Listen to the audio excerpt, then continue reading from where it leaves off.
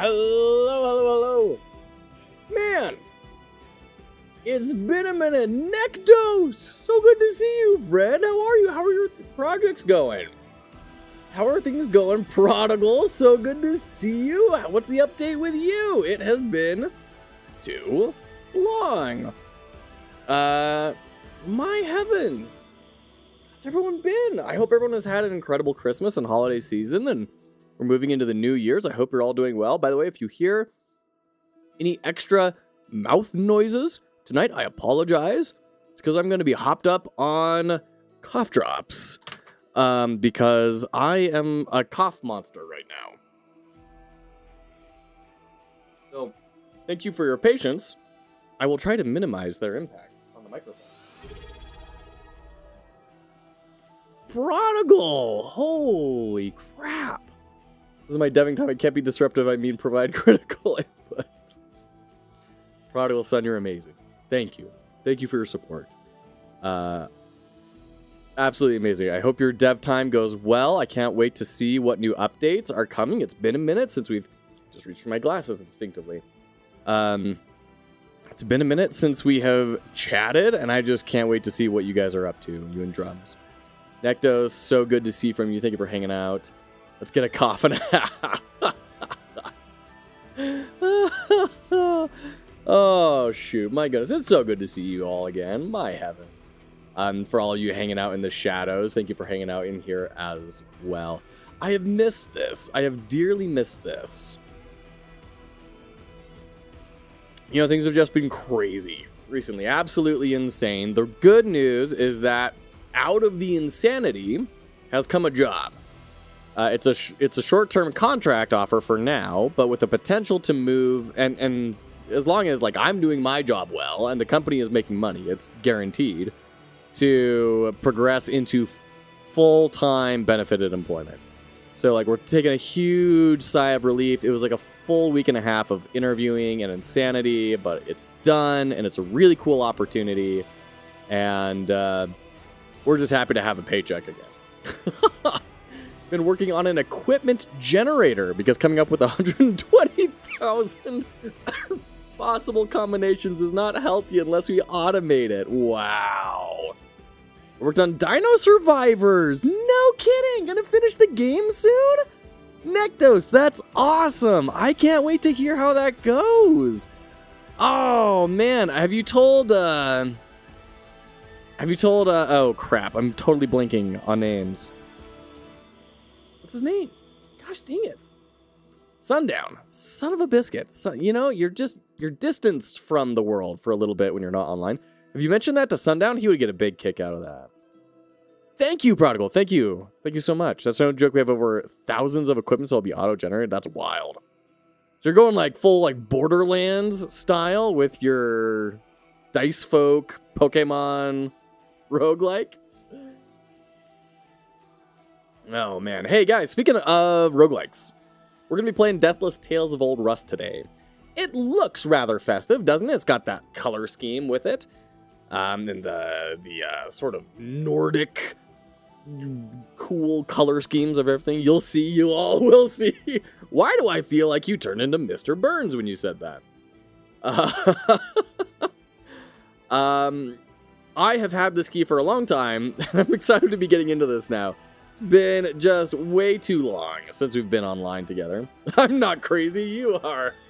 Am I wrong? No, it's the children that are wrong. I haven't said anything about it to anyone except my friends yet.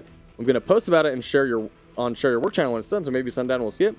Yeah, he would love to see that. So far, I think you and Queen Anne with Primordial Pantheon are the only ones that have continued working on their projects from that game jam. And Sundown was really wanting to keep up to date on all that, on how everyone is doing. By the way, if you're not following Queen Anne on Blue Sky, she is posting regular updates about what her and her team are doing on Primordial Pantheon. It has a whole new name now, and it's getting like full art, and like it's been built out a whole bunch. Like, they are genuinely working on it. It's really exciting. Yeah, really, really cool. What's the game called? Let me see if I can find it. Blue Sky. I need to log into Blue Sky. Nicholson, Merry Christmas, my friend. How are you today? Welcome, welcome in. It is so good to see you. Hold on. How do I find the people that I'm following? Here we go. And then gotta find her account because it's not the same name. Because of course it's not. I just remember it's a purple icon. Where are we here? Sun out with a bow, Prodigal. You got it. Oh. Here we are. It's not a stream without a hat. Yeah, Nicholson, I hope you're doing very, very well. I hope education is going well and that everything is just moving along swimmingly. Doing good. Hope your Christmas is good. It's been fantastic. Yeah, thank you. It's been really great to have a Christmas employed. Well, not technically quite employed yet, but paychecks coming down the line. So, man, that has been a very, very, very big deal. There we go. Aurora Storealis. Altered Oath is the game name. Altered Oath. Let me throw that in chat. Altered Oath. There we go. Yeah, we were not thinking we were going to have much of a Christmas, and then this job offer came in. We were like, oh my gosh, we can buy presents now. This is great. After a year with no paycheck. But, like, hold on. Let me, let's see. Let's go to our browser. I've, like, reconfigured everything recently. I need to find... right here, I think. Is this it? Hold on. Chrome. Okay, here we go. So here it is. You can see they're kind of working on it. Congratulations on that. Seriously, thank you. Thank you, Nicholson. Yeah, no, it's a really big deal. It's a really, really, really big deal. So... just really excited for that. Endo! So good to see you, friend. Welcome in. How are you? Merry Christmas. Happy holidays. I hope we're gearing up for a wonderful New Year's Eve. Yeah, check this out. It's like starting to get stuff. Look at all this. Look at all this. It's getting a menu. Oh my gosh. Yeah, no, they're doing so many cool things here. So this is how it started, right? This was the Game Jam version. This is where they're at right now. Like a huge improvement. This is their main menu that they've got so far. Like, they're legit going for it. So I'm just so excited for them. Oh my gosh, so cool. That looks so cool, I agree. Compared to the Game Jam version, yeah, for real, for real. Merry Christmas, buddy. Thank you, Endo. Thank you for that resub. For 3 months, my goodness. I have been following Wrapped with attention. By the way, if anyone doesn't know, our good friend Endo is working on a new top secret project that already has a Discord. And it looks ambitious and cool and exactly the sort of ambitious I would expect from Endo. And I'm really excited to see what he keeps on pumping out over there. So definitely make sure you're following him to see kind of what he's up to and the learnings that he's getting. This is someone who has published on Steam, is represented with a publisher. Like, this is someone who is walking the walk. So definitely make sure you're following courtesy of Endo. Okay. We got to actually get into this game. My goodness, it's been like 20 minutes of catching up with everyone, which has been fantastic. Absolutely amazing. And I want to keep doing it, but we got to keep moving with the game because I don't have much time. I injured my back over the break. And the fact that I'm standing right now is a little bit of a miracle. So I want to get in what I can while we're dying. But before we're completely out. Well, let me slide this over a little bit. Once it's in a playable state, I'd love your feedback on it. Anytime, man. Anytime. Even if you just have like wireframes of UI or anything or UX, hey, you know I'm your guy. Always happy to help. Okay. So let's start off here. We got our analysis. Tales of Old Rus, Deathless. Or rather, Deathless, Tales of Old Rus. The Steam page is Deathless, period, Tales of Old Rus. I'm going to throw that in chat. You can take a look at that on Steam. Fox injured his back carrying the whole gaming industry. Oh, man. Is there a young Rust? That's a great question, Dave. Yeah, and why are there tales of this one? I don't know. Well, we're going to find out, presumably. We do have an interesting title screen here. We've got our typographic logo, but it's kind of diegetic, built into this book that is this 3D object that's swimming around. Nice movement with the fog, movement with the particles, very subtle swaying of the trees in the background, good depth of field effect. So you get this anchoring sort of shape with this heavy tree, and then everything else is way pushed further way back, right? Way further back, way more depth of field. So your focus is really pushed into here. We've got our menu options, which have decent typography. It's thematic, but legible, which is not always very easy to pull off. My only big thing here is we're missing a little bit of extreme foreground, but that's about it. We have new game lore corner. I don't know what that is. Doesn't sound very thematically appropriate. It sounds like a kids show sort of thing. I don't know. Cool transitions. I like that. And lovely UI artistry here. Very good. Oh, missing the page turn on this. That's unfortunate, but zoom in, zoom out. Very cool. Hero's path. Oh my goodness, look at all this. Oh my gosh. Each hero walks their own path. The hero's path contains 5 quests that can be completed during journeys. This is where you can track active quests in each hero's storyline and view their objectives. Hero's path progress is not reset between journeys, even if they end in defeat. Okay, so like your build will reset because it's a roguelike, but you don't lose progress on like the meta story. All right. Once a hero storyline is completed, you will be able to encounter bosses from other completed heroes' paths when replaying it. Okay, that sounds rad. I like that idea. I'm sure that will all mean more here. Yeah. I'm always an advocate of chunking together options, but like this is not so many options that it's a big problem. You could chunk together lore corner and hero's path, so new game separated there. Settings and credits being a chunk, quit being a chunk. It's probably not necessary, to be frank here. So we've got profile. How do I, aha, FHG. Hey, FHG, what?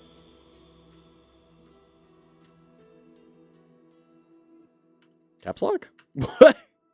It will not let me do a capital letter there. Only on that second letter, though. Everything else, perfectly fine. How bizarre. Whether it's holding in shift or not holding in shift. How bizarre. Okay.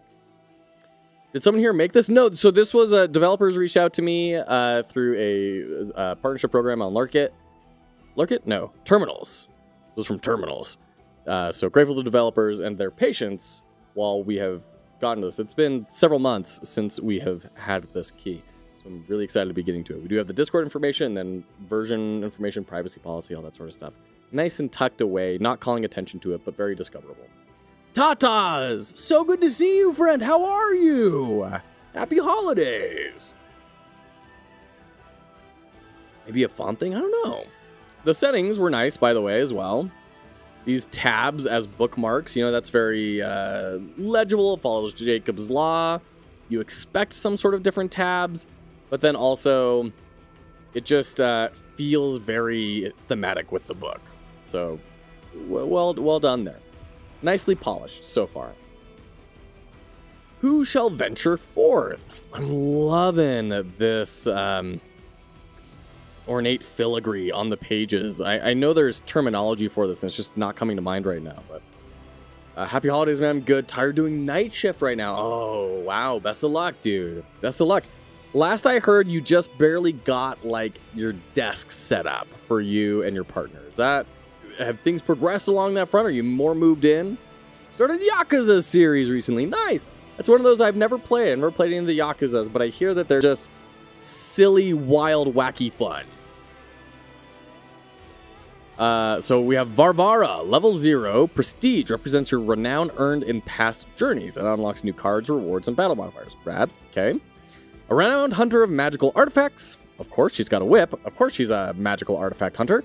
And the daughter of a wealthy boyar who ran away from home in search of adventure. Varvara's enchanted braid obeys her mental commands and can assume various shapes. Is that her hair? Did she make a whip out of her hair? Oh, and I've missed them too. I'm so grateful for everyone for tuning in despite the long amount of time it has been since then. It's wild after spending a full year doing nearly daily streaming, taking time off only when I'm like dog sick, or, you know, I think I took maybe 3 or 4 personal days over the course of that year.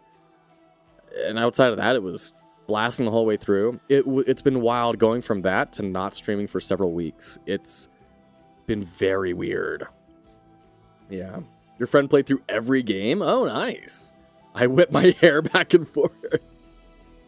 I just missed the stream, so there was a hiatus. There was a hiatus. Yeah, Tatas. So after announcing that, we weren't going to be able to focus on Fox Hollow Games full time anymore, and going to Argentina and coming back, got a couple of streams in, and then I got locked in a series of interviews that were very stressful for a place, but I did end up getting the job. So I start a week from today, and so once that ended, it was like, great, now we can stream again. And then I got super sick, injured my back. I've been like completely laying down on the couch for a week and a half. So now we're just barely kind of starting to come out of that, and hopefully we'll be able to get back to these a little bit more regularly. Current quest adventure begins on Hero's Path, difficulty hike. Okay, I don't see hike in here. Oh, this is Ascendancies. Okay.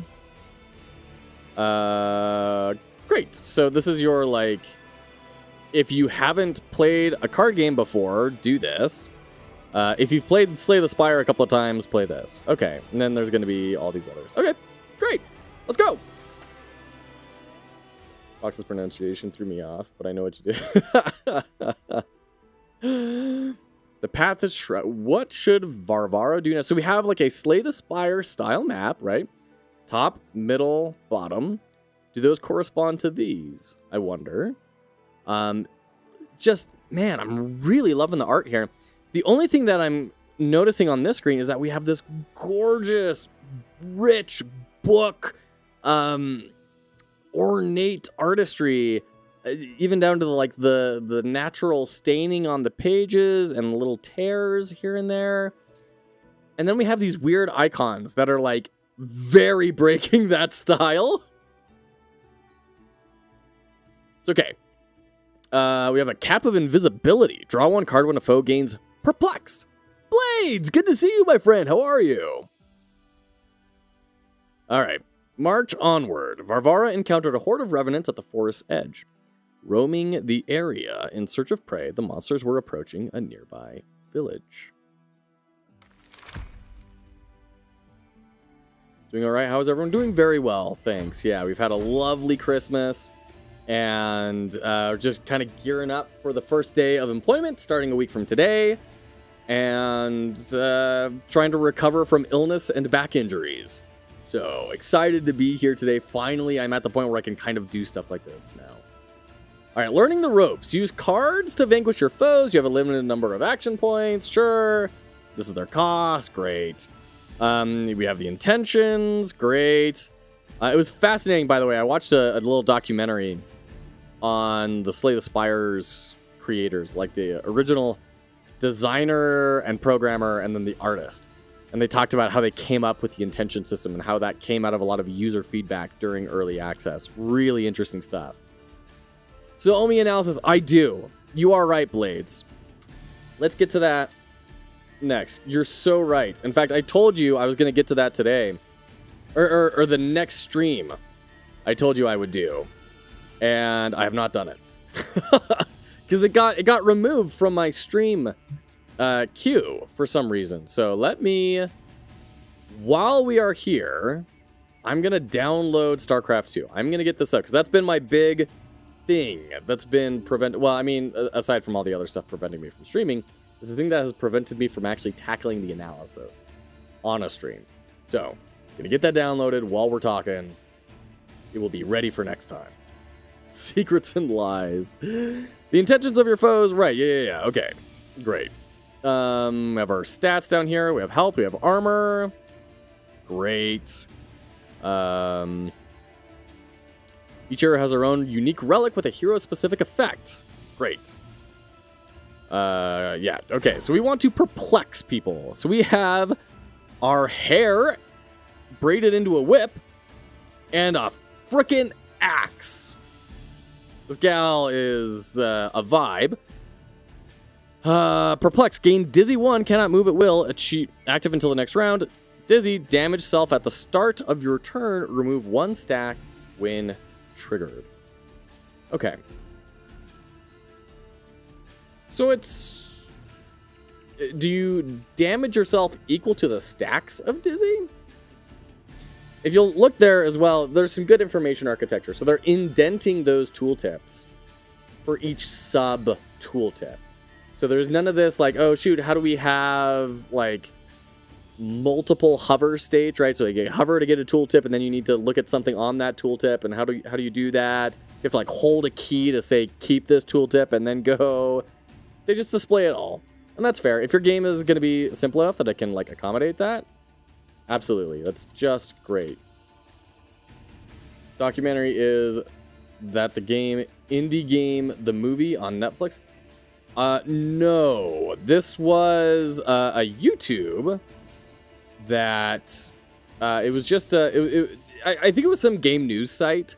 I don't think it was probably a full-on documentary is probably not fair to say, but the it was an interview with the developers. Yeah. Let's see here. Let's sorry, I'm making a quick folder here for BattleNet. Select folder. You can start install. Okay, great. And then StarCraft 2. Oh my goodness, you guys are just going a little wacko with your onboarding here. Okay, great. That one was good and made me dislike the creator of Fez. Who's not good at handling the pressure of player expectations. Really? Interesting. I'd be curious to learn more. If y'all haven't seen indie game... Or wait, no, hold on. Is it Fez or Pez? I'm not familiar with Pez. Okay. How'd you like Wolfstrike? I saw you played it, but I missed it if it was on stream. It was on stream. Yeah, we did an analysis of it. My overall take... in the short analysis that we did was this is stylish as all get out and really cool, and I am intrigued by the idea of the battle system, but man, was it a slow burn. Like, it took forever to get to like the second fight, and it was like 3 hours. We were playing that game, and like I felt like we couldn't actually get into what the game was actually about. So we ended like right after getting to that point, and it's a bummer. I've wanted to return to it and keep on playing it since then, just haven't really been able to. All right, take care, Prodigal. Best of luck on your work. Thanks so much for hanging out. Okay, so nice little animations on here. The pop-up is maybe a little aggressive. I wouldn't mind that being a little bit more of a transition and fanning these cards out a little bit more so that we can see more at a time.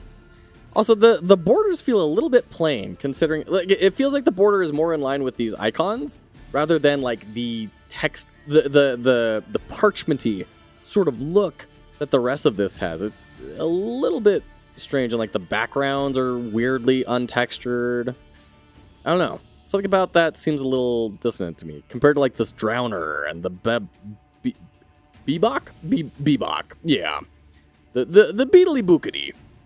Alright, move the foe backwards once and inflict Perplexed. Okay, what are you going to do? Harpoon Strike. Weaken. Melee attack and weaken. Your attacks deal less damage. Do you have to, like, be in the front row? Is this, Darkest Dungeon style? Excuse me. Strength times 1 when an ally enters the dying state. Oh, so we don't want him to be the last one. And he actually has the same amount of health and armor as the little guy. Gain 1 armor for each adjacent living ally at the start of the round. Gain strength 1 when an adjacent ally enters. Oh, so you're both going to be doing this. All right, well, screw you then. Melee attack disabled. So he's going to do 2 damage. This guy's going to do 4 damage. So we might as well kick. Interesting animations. I can see that getting a little old quickly. Gain an armor. And then axe blow. New entry unlocked. Animated corpse of a drowned man. I mean, this animation is fantastic. Whoever did the art on this, like, A+. These monsters are good swimmers who can topple boats and drag people down to the bottom of the lake with them. They can also cause droughts and crop failures by drying up wells and sucking all the moisture from the soil. Yeah, what is all this? Oh, this is like their different animations. Oh, cool. Man. I mean, it's almost like rotoscoped, or is it like 3D? And they are just displaying it as a 2D sprite? Really strange. Okay. Really cool, though. Yeah, Tatas, Wolfstride, Quantic Flux was on during that stream, and he was just raving about how much he loved the game, but that it was also very slow to start. So, you know, we need to get back to it someday. And thank you once again for picking that up for us. Okay, Shelter, move the nearest dying foe to your side of the battlefield for a turn. Then inflict fatigue times 1 on the foe that is now closest to you. Wow. Do nothing and lose health at the end of each round. How do I get dying on people?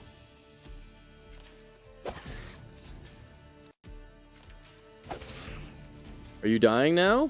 No. Okay, guard.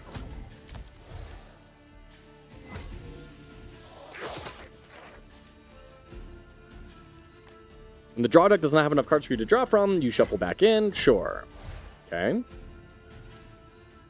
Alright, this is bad. But if we do full attack, we kill him. And then we only take 1 damage. If we try and block, we're going to be taking... Well, I guess 1 damage, but then there's still 2 dudes on the board. Once a foe's health drops to 0, they enter the dying state. Dying foes are no longer able to attack and are immune to buffs and debuffs. They slowly lose health until they vanish from the battlefield. So this is corpses from Darkest Dungeon. Some defeated foes disappear at once without entering the dying state, including cocoons, bosses, and the last living foe in a battle. This also happens in battles marked with a special modifier. All right. Interesting stuff. I know we've been a little bit slow getting into this. We're going to be jumping into Bezos mandated ads. But what's the most recent deck builder you've played? And would you recommend it? We'll be right back.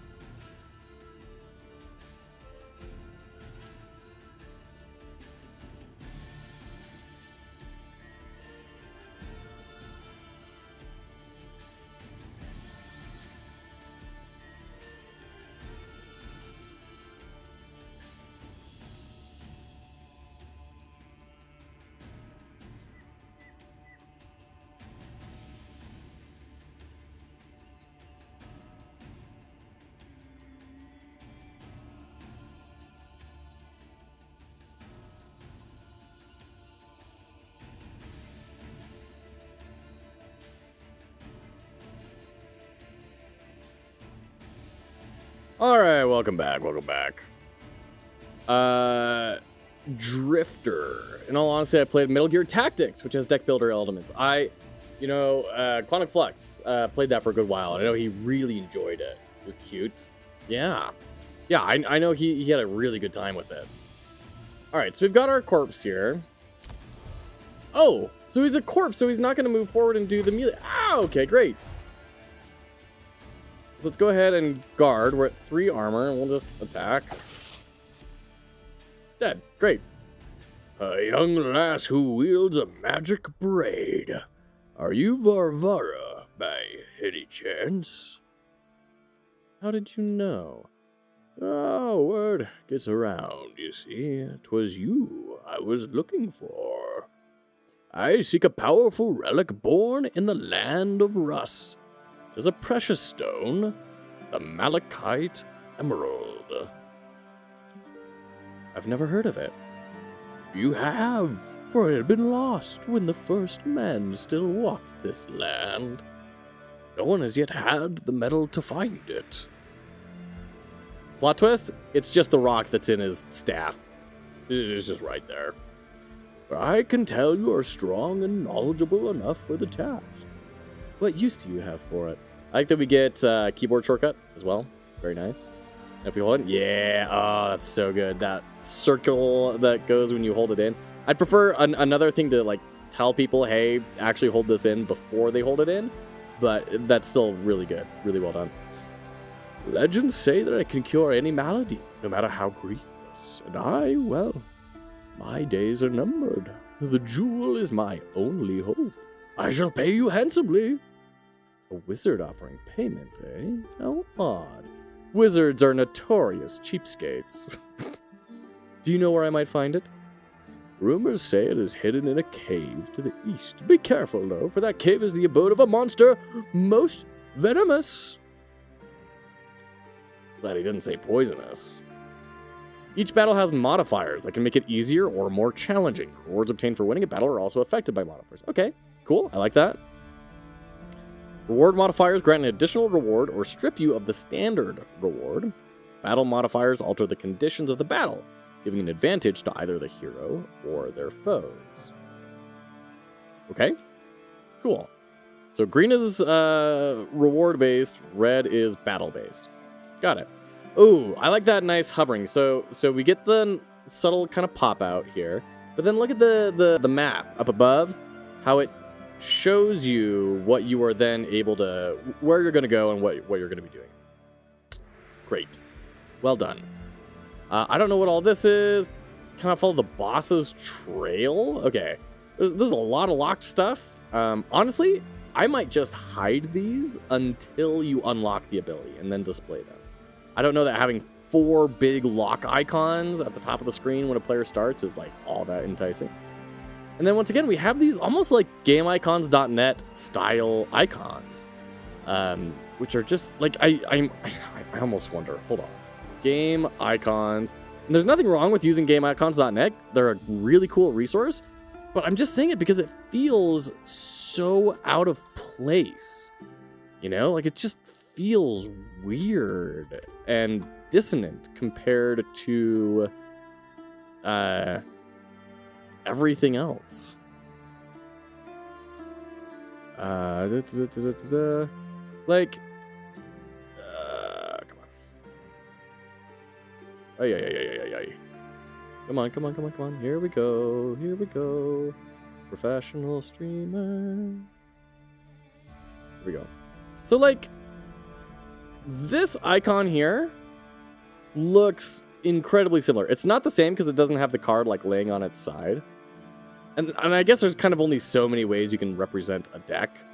But, like, come on. This is incredibly similar to this, right?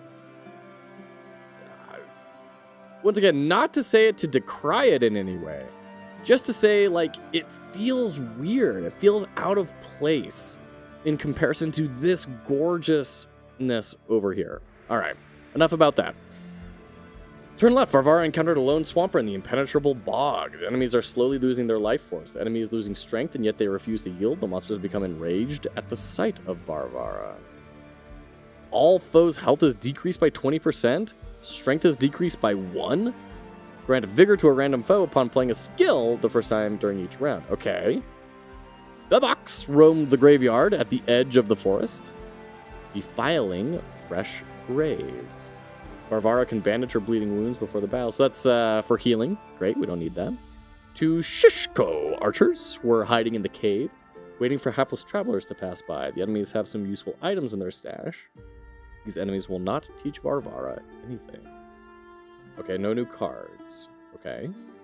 But we get the Herbalist Gift. Receive an uncommon consumable as an additional reward. I am a strong adherent of the too good to use school of thought, so I will probably just never use a consumable. So turn left sounds lovely. Weaker enemies. Great. Let's do it. Oh, that is such cool enemy design. Look at that. Ranged attacks. Most enemies you encounter can only attack the hero in position first.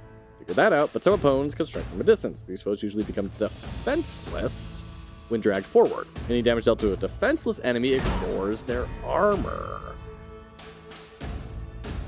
Okay, Fright. Gain 4 armor and stash times 4. Change intention upon taking health damage. Upon death, recover 1% health. This effect is replaced with Fright at the start of the turn and disappears when triggered. I don't understand what Fright does. I'm not seeing defenseless anywhere, but all right. So just do a simple guard. Let's just axe. I like that they kind of skipped us forward there, right? We didn't have to watch that animation play through twice. Oh, this is such cool animation. I love this. These bog-dwelling Nechastics are masters of disguise. Really? I think they probably have one disguise. I would not call that a master of disguise. Swampers usually remain submerged in quagmires, pretending to be harmless patches of solid moss as they wait for their prey to approach. Yeah, like you get one trick, and it's a good trick. That does not qualify you as a master of disguise. That's a very broad category. All right. Mr. Carvey would have something to say about that. All right. Rad. So stash is gone. Let's get strength. Vigor. Boost damage from attacks by 1. Okay. Well... Wait, hold on. If I attack you and you're defenseless... You're not defenseless. Okay. I don't understand what that tooltip was then about being defenseless. Yeah. Oh, that's sick. Pulling the glowing light out of the angler thing. Oh my gosh. All right. Get out of here. 2 axe blows. Ooh, nice dissolve effect. Very good. You earn rewards by winning battles. Click on the reward icon to claim your prize. As far as pacing goes, I would definitely say give me a reward screen before showing me like, hey, your rewards are going to be changed by modifiers. Because like, until I have context, that doesn't mean a whole lot to me. Selection of rewards can change depending on the battle's modifiers. You can receive gold, relics, consumables, and cards, as well as certain services such as upgrading, transforming, and removing cards. Some battles allow you to visit the merchant if you want. Like, all this text we probably don't need. Right? Like, we know with the modifiers that things can be different on this screen. You don't need to detail out what each possible reward could be. Okay. I like that they have refuse instead of continue. That's nice. Swamper. Little Polyana like to frolic on the flower meadow. There's a lot of writing in this game. On the flower meadow that lay behind the Boyar estate. On that day, she ran there after her afternoon nap, hoping to bring home a big bouquet of wildflowers. As she wandered the meadow looking for the prettiest flower grounds, she found herself at the edge of the bog. Knowing well that the bog was off limits, the girl was about to head home when she suddenly noticed a will-o'-the-wisp a few steps ahead. It twinkled invitingly as it stayed in the thick fog, as though caressed by wind. The bouquet fell into the grass, forgotten. Mesmerized, Pollyanna reached for the will-o'-the-wisp, headed straight into the foggy swamp. Okay. Ooh, nice shine on this. Ooh, good noise shader here on the kind of metallic inlay Really, really slick there. Okay. And they're displaying what the modifiers were. I don't know how necessary that is, and unless it's gonna like affect the rewards, I could see that being displayed here, but whatever. All right, I get 15 gold. I would have liked a little, gold flying up in here. I've been playing a lot of Astrobot. That was a Christmas present for my daughter, who just adored Astro's Playroom, and so I got Astrobot for her after we 100%ed the entire thing. And man, is that game a masterclass in polish and just the sheer joy of games. Oh man, we could spend a whole stream talking about what I've been observing and learning from Astrobot. Okay, and then we have choice of card. Add a choice of your card to the deck. Aim and strike, deal 2 damage, inflict vulnerable 1, cannot recover armor at the start of the round. Nice. Enemy head count, gain 2 armor for each foe on the battlefield. That sounds really good. Discard all cards and gain 1 armor. Gain +1 armor for each discarded card, and then draw a card. That also seems really good. Both of these seem really good defensive options. Or get some money. Let's go for enemy head count. Okay. Double gold, practice, and knowledge gained move. Oh my. Upgrade any card in your deck after winning this battle. Okay, so that's your campfire upgrade. I like that. Frankly, the making your healing come at the cost of card upgrades, I can understand it, and I think it does an okay job of what it's trying to do, but it really shifts the meta of any game where that exists into kill everything on the first turn. Because if you take any damage, you're losing upgrades. So you start losing tempo, and then the rest of the game is just a drag. And I've never been a big fan of that. Okay. Poor selection. The number of cards offered as a reward after winning a battle is decreased by 1, but we do get move. Select and receive 1 of 3 move cards as an additional reward for winning this battle. Interesting. Or double your gold. Ooh, which of those rewards would be best? I don't know. I mean, upgrades seem like always a good idea. The gnashing of teeth and hushed rasping sounds broke the silence in the woods as a swarm of ghouls crawled out of the bushes. The guardian of the forest has promised Varvara to teach her some new techniques. This feels like it was not one paragraph, but it's like, here's the scenario, and then here's the rationale for the reward, and we're just going to append it. It would have been nice if they could have added, teach her some new techniques in exchange for ridding the forest of these, horrors or whatever, but I understand there's probably going to be some reasons that can't work. These are almost like vampires with their bat ears and noses. All right, so we can do enemy head count. Gets me to 5. Well, whatever. Just guard. All right. Bring that volume down a little. All right, so you advance Slave Ghoul and Feral Ghoul. Elite Bloodsuckers create these monsters. Oh, okay. With a ritual called Bloodsucker's Kiss. Strong and full of hate, these fiends behave like wild animals. They are barely sentient and can only communicate by hissing. And they will eat a dying ally to recover all of their health. Okay. The Slave Ghoul, created via the Black Blood ritual. These ghouls are intelligent, cunning, and even capable of guttural speech. Swift and agile, they never leave their master's side and will obey no one else. Okay. Ghoul's Bite. It's like a curse. Okay.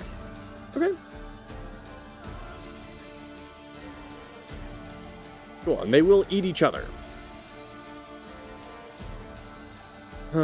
Let's kick you back. And then just axe blow, I guess. That's all we've got. So we're taking some damage here. It's our first damage of the run.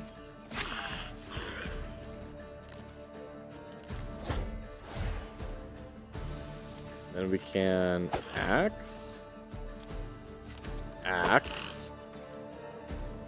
Shelter. So now you are a shield for me, yeah. Will you be able to eat him since he's on my side, is the question. Increase damage from attacks. Alright. Nice effects. Okay. Great. So now we can guard. It's gonna hit for 6. Just do full guard. Not take any more damage.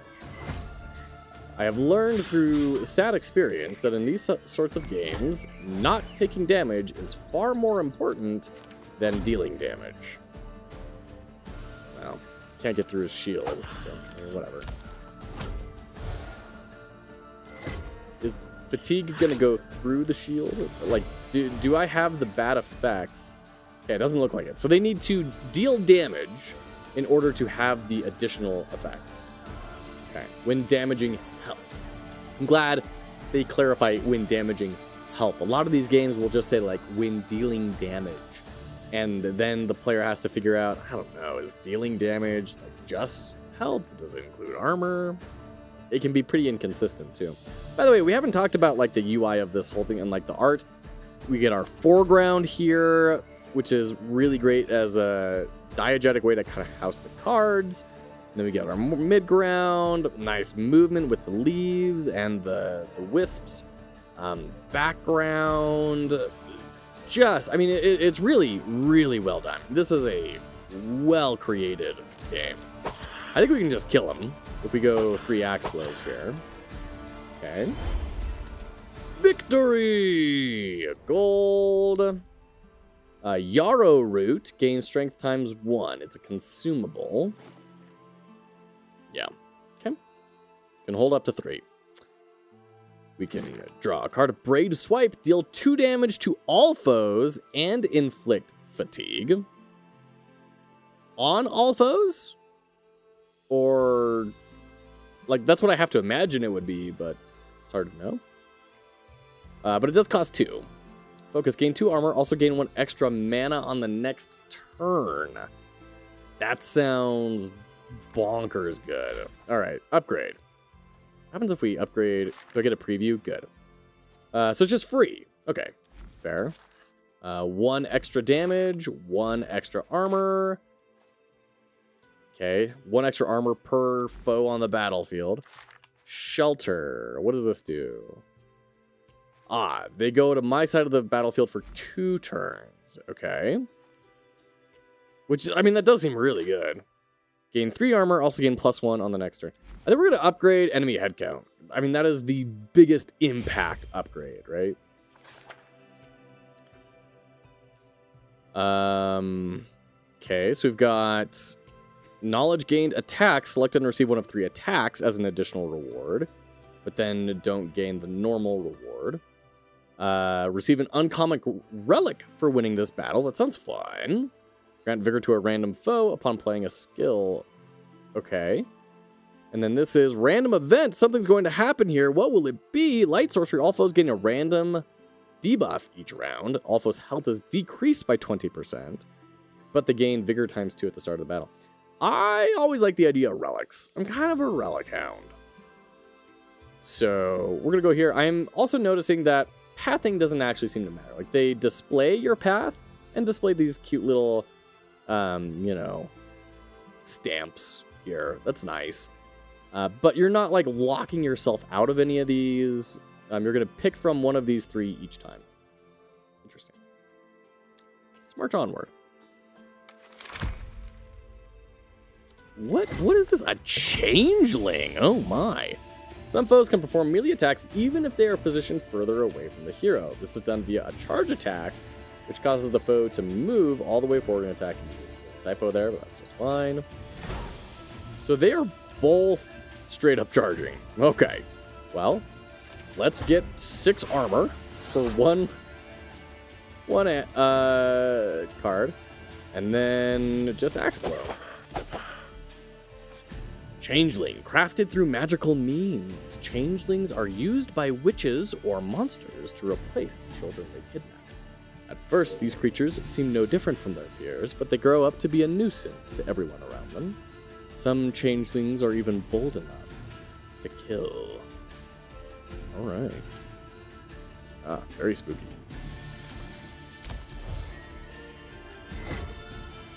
Go ahead and charge, it's fine. We're gonna kick you back.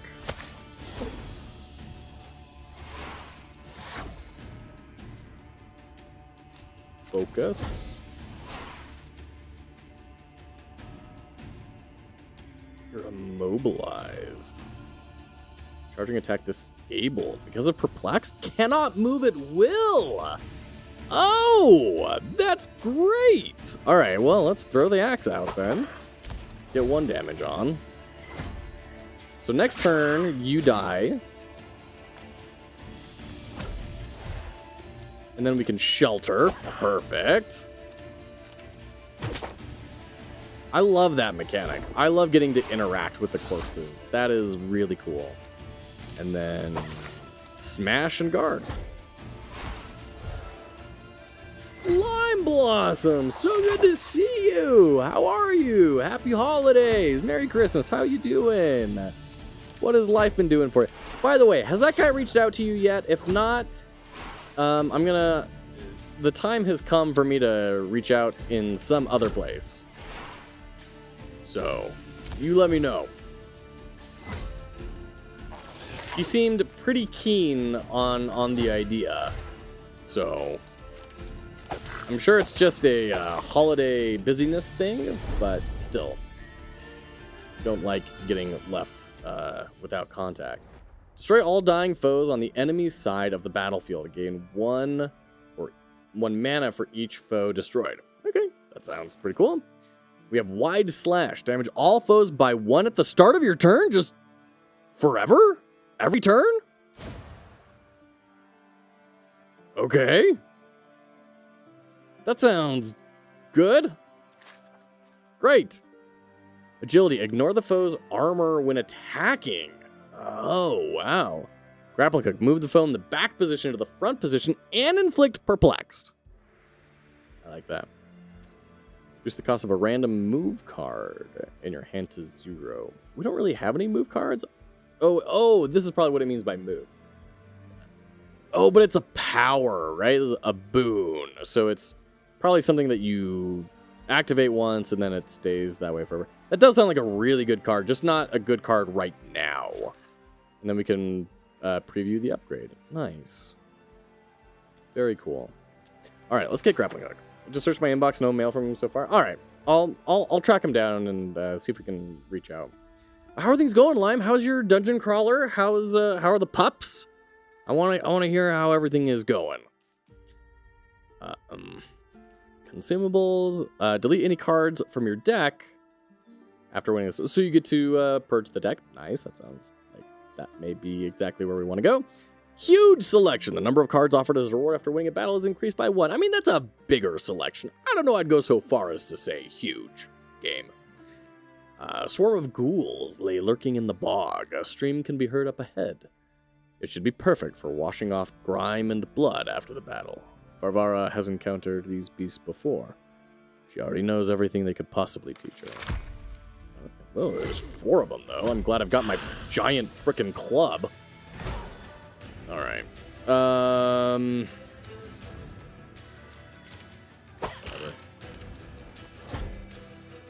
Sure. We have 15 armor. I think we're okay.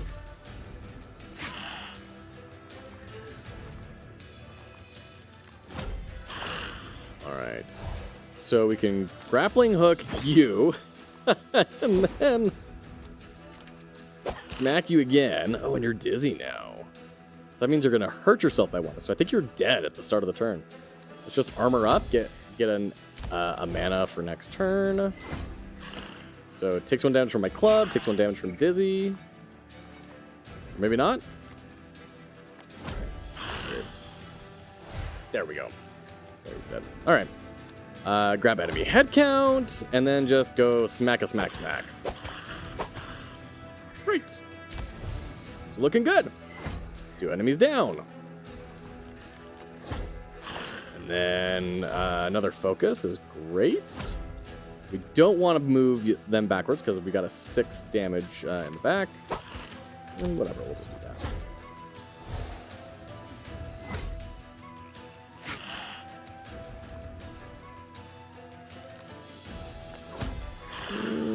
Yeah.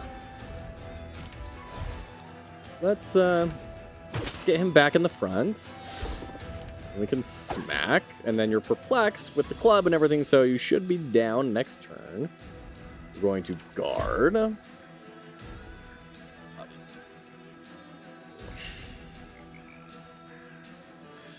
think we just end the turn, actually, instead of spending that last mana.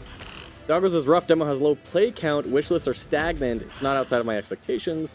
We're looking more towards the next game instead of spending a lot of time on Doggos. I understand.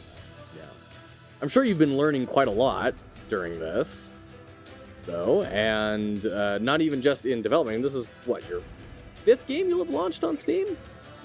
So at this point, it's not even so much about how to build a game, but you're getting more into, like, the business side of what are people reacting well to and not. And that's far and away, frankly, the harder thing to do. So we're rooting for you. Okay, so corpses still count for enemy head count. Okay, great.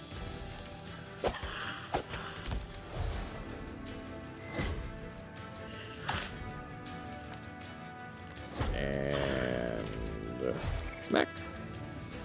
There we go. Easy game.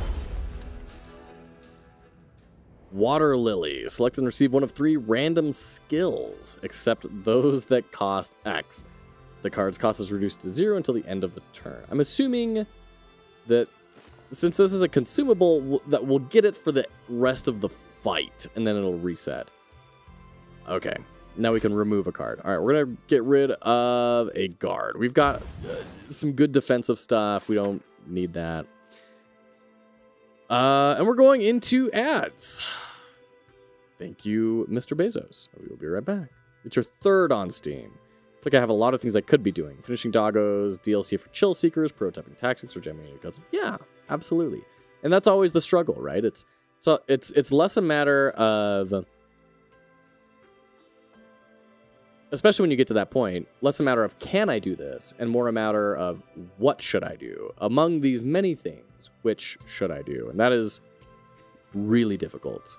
Really difficult, so we're rooting for you. We're rooting for you. What are you all working on right now? And with that, we'll let Mr. Bezos have his fill, and we'll be right back.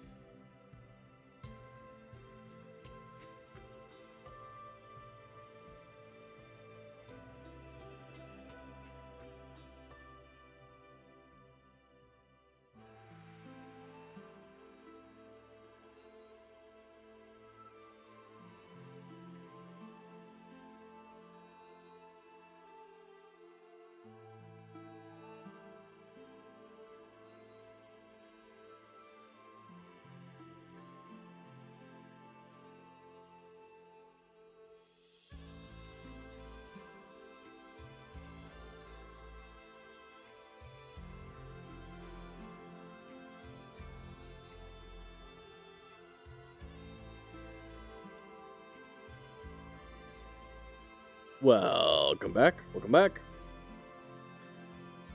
As you might know, a beat-em-up extraction game. Yes, yes. I love extraction games, but every single one seems to be a first-person shooter. I think the genre would be great with more game tips. I agree. Yeah, I agree. I'm really excited.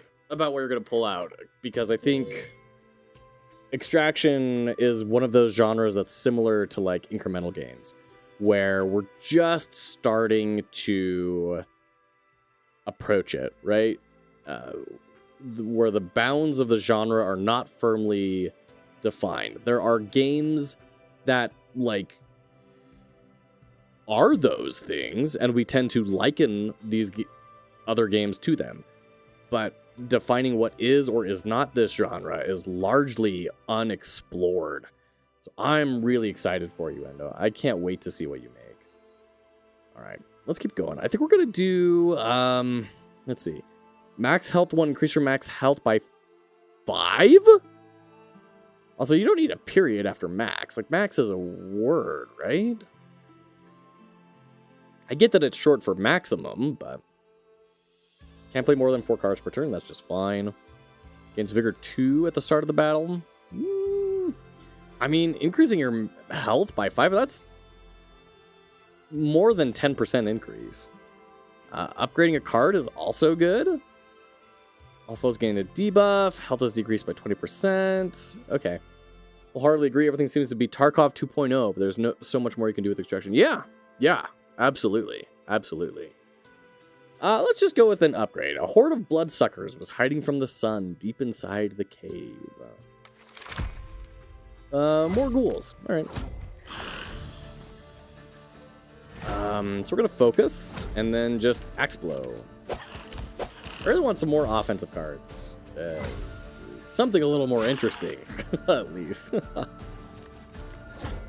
can do enemy head count, which is going to be plenty of that. So, yeah, let's just get some offense there. That nuked him. Great. We do have a kick. We can shelter. And then focus.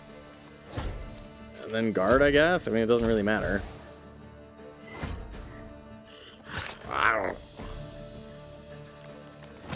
Okay. So we're going to grappling hook.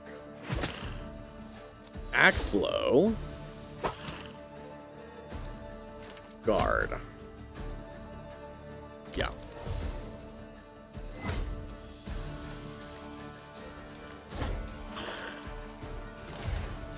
Enemy head count. Axe blow. Kick, I guess. Get another damage off on him.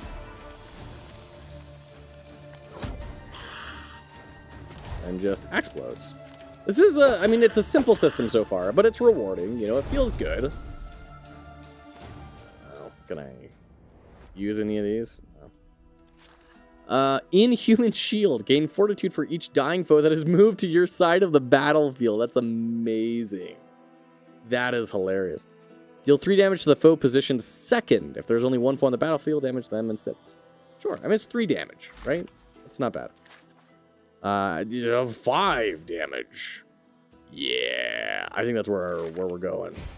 Robotech! How are you doing? Your robot has kept you busy. That's lovely. That's really great. You don't need to feel bad at all. I have similarly disappeared, Robotech. It's so good to see you. How's life? How is the robot going? How's everything else?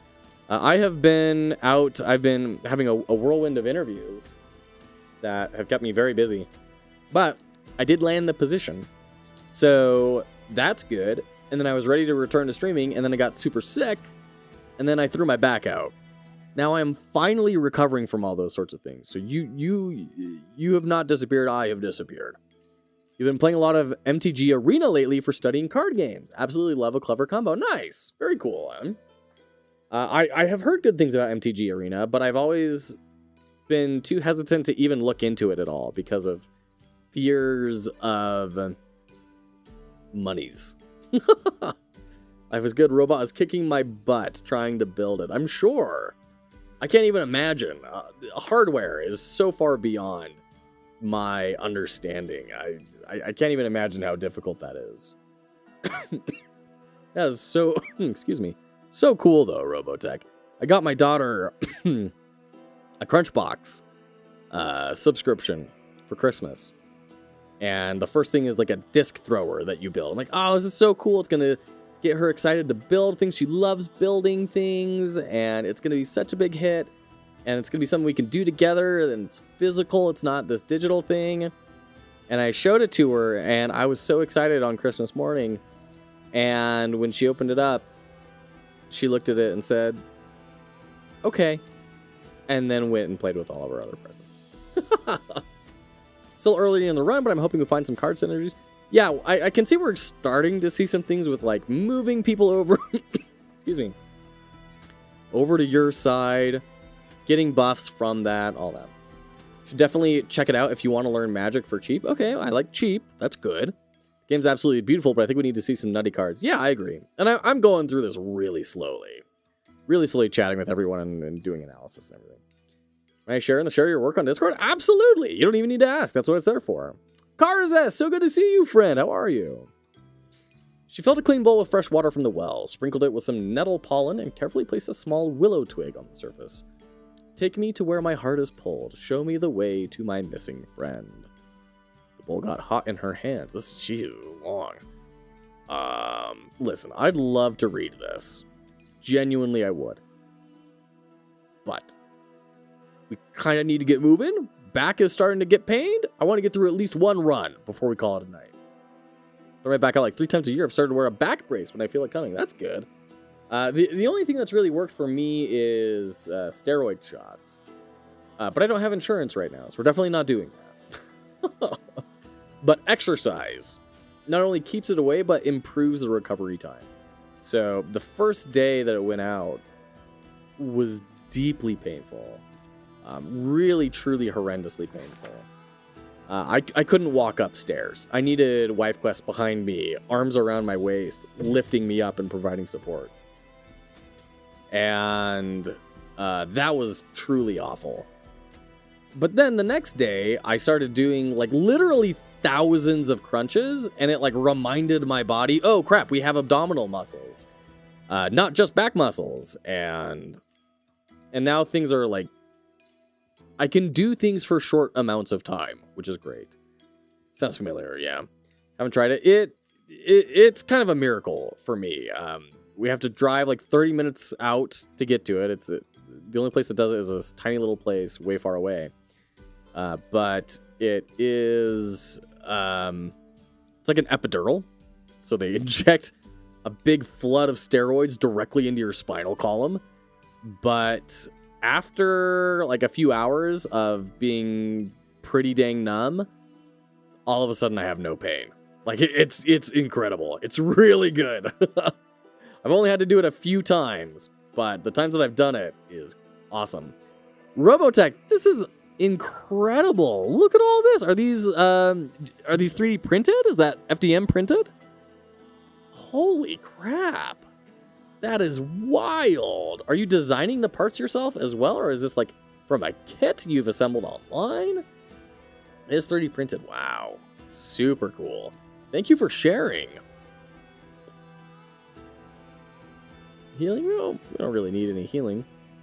I will definitely take a relic, though. Health is increased, and they gain vigor. This is going to be a tough fight. A swarm of Griskas dwelled in a small house deep in the forest. Alright. Well, let's check them out. It's an open source project online. That is super cool. Super duper cool. Or we have a hanger, a dead man who was hanged, then raised from the grave by a bosorka. Swift and tireless runners with a homemade back brace. So, you know, that's nice. Hangers make for good couriers, and sorcerers often rely on them to deliver their correspondence. A hanger's brute strength and powerful grasp enables it to choke even a large man to death. Okay. Well, we have 8 damage coming our way, so we're definitely going to block as much as we can.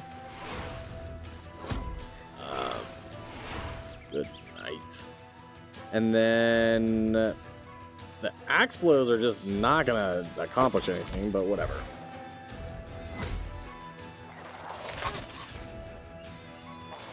Definitely taking some hits here.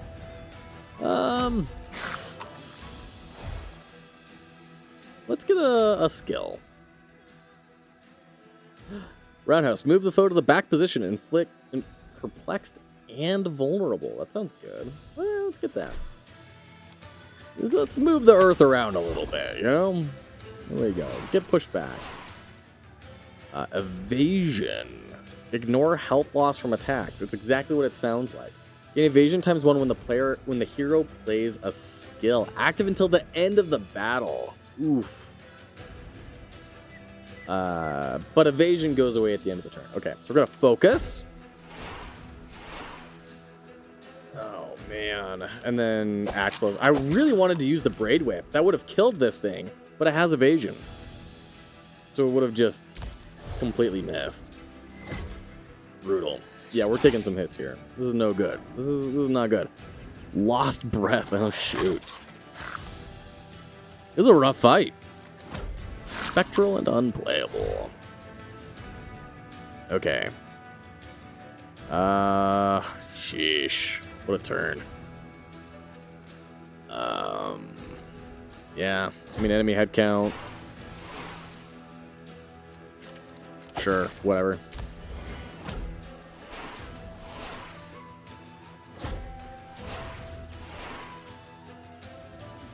Some cards are forgotten when you play them. Forgotten cards end up in the forgotten deck, will not be encountered again during the current battle. Sure.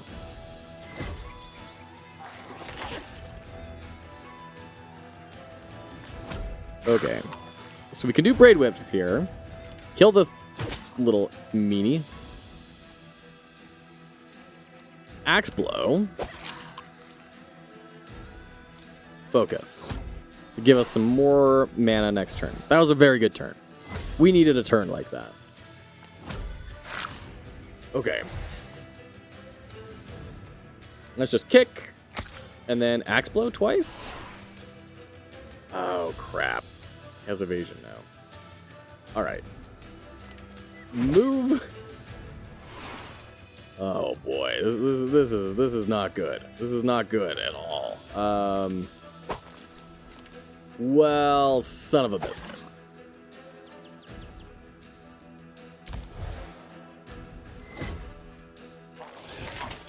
It's only 1 damage, but 1 damage can make a difference. Jeez.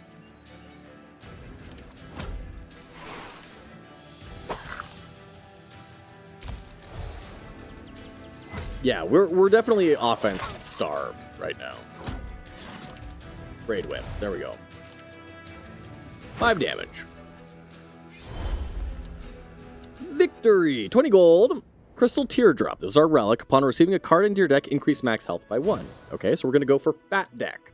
This is Thick Vivara we are playing as. Okay, I just noticed this. I don't know why I never noticed this before, but the aura's very nice fog effect and everything, by the way. Representing rarity. I've been wondering what the rarity is. Okay. Oh, and I love that it's not just color, and it's not just like triangle, circle, square, like where you have to kind of guess. But it's more of something is more rare. Great. Love that. So this is like common, uncommon, rare, right? Or uncommon, rare, epic, whatever that scale starts at. But, oh, man. Recover 4 health for each dying foe. Forget this card. As cool as that seems, like, we're desperate for damage, dude. We need damage. More gold. We have yet to find any reason to use gold. This is a potential boss we could fight. Fight the Vojanoi. A Vojanoi astride his battle catfish is not a sentence you hear very often. Had climbed out of the water and onto the lakeshore. A chest full of extremely valuable relics can be found here. Tiny guardian spirits promise Varvara to show her the path to a spring of the water of life and death. An herbalist, little typo there, who once lived here left some useful ingredients. Okay. So, relics. Oh, we get a full heal? Well, I think we're doing this. I don't even care what these other ones are. Visit a merchant. I mean, I'm assuming 170 is a decent amount of gold, but like, elite fight to give us a relic and a full health recovery? Come on, dude. Choose the type of aid you'd like to receive before the battle? Choose a card from your deck and transfer it into another random card. We're for sure gonna get an upgrade. Holy crap.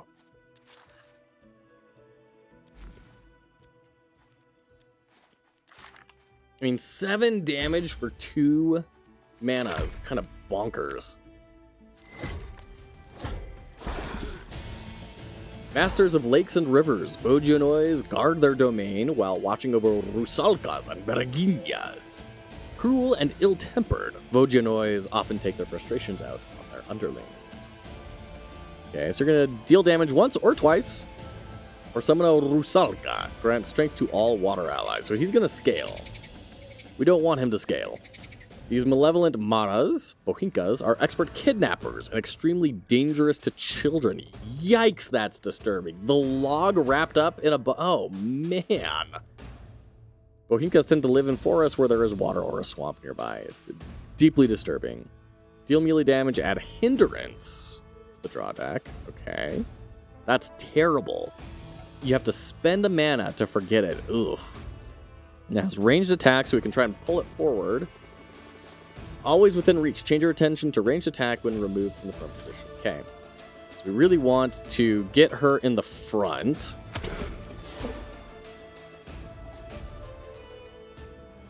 And then cleave. And now we're going to take a little bit of damage here, but I think that was worth it. Should have used that strength beforehand, but I mean, it's a boss fight, so we should definitely use our consumable.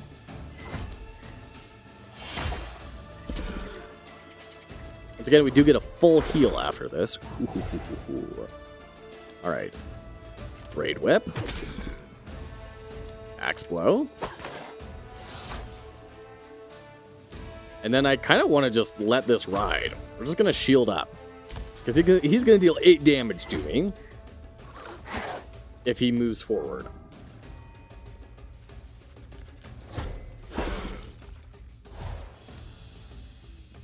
This is not a good turn. Not a good turn for me.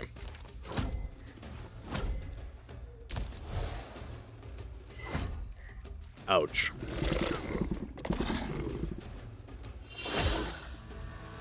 Okay, so she's forward now. Ooh, another Braid Whip. Excellent.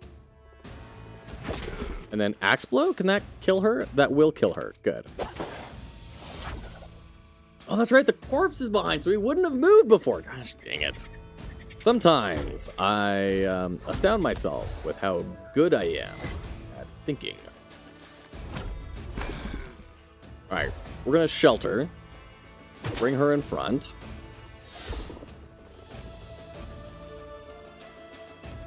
And then I think I just go full offense here. Like, the hindrance sucks, but look how much damage we're doing here. 1 cleave and he's gone.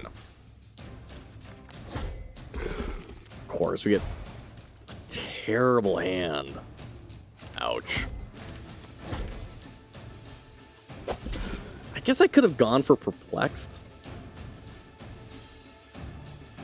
I mean, what would that have really done? I could have put 2 perplexed on him. I think the armor's a better call. So we're taking some damage here, but once again, we do have a full heal after this. I think we're going to be okay. Braid Whip. Great. There we go.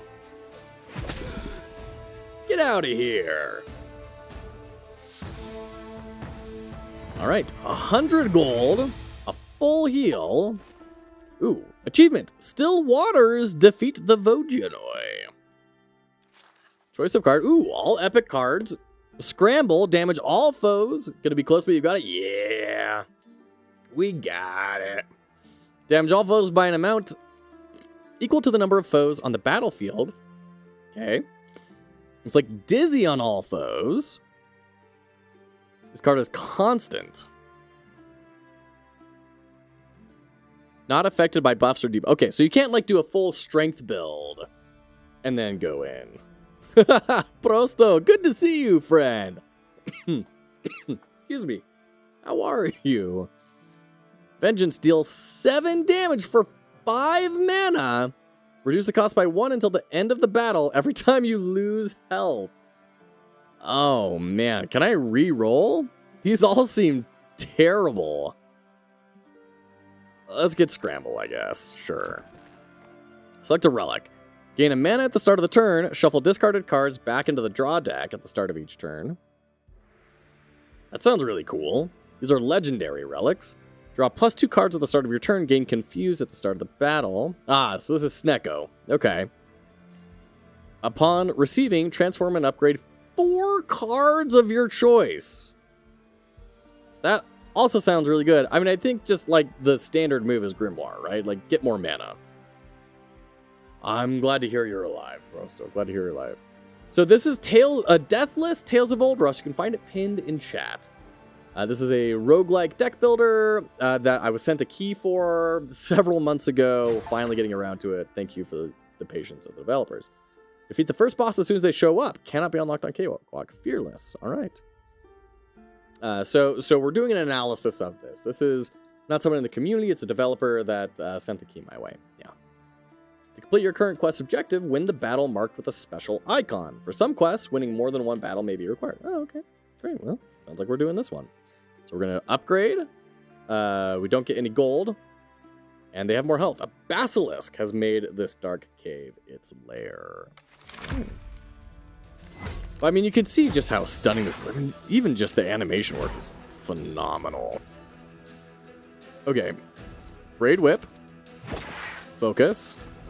Axe. New entry unlocked.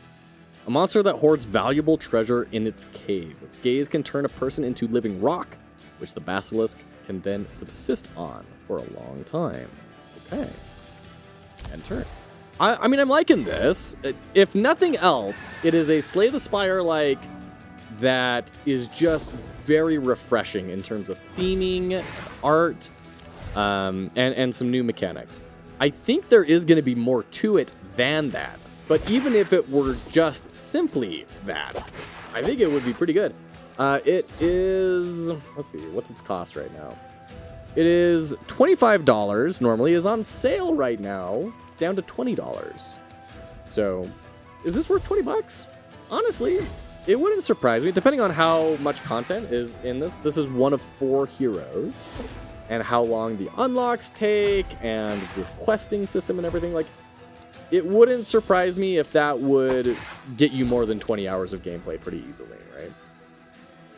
Ah, another one! Shoo! Away with you!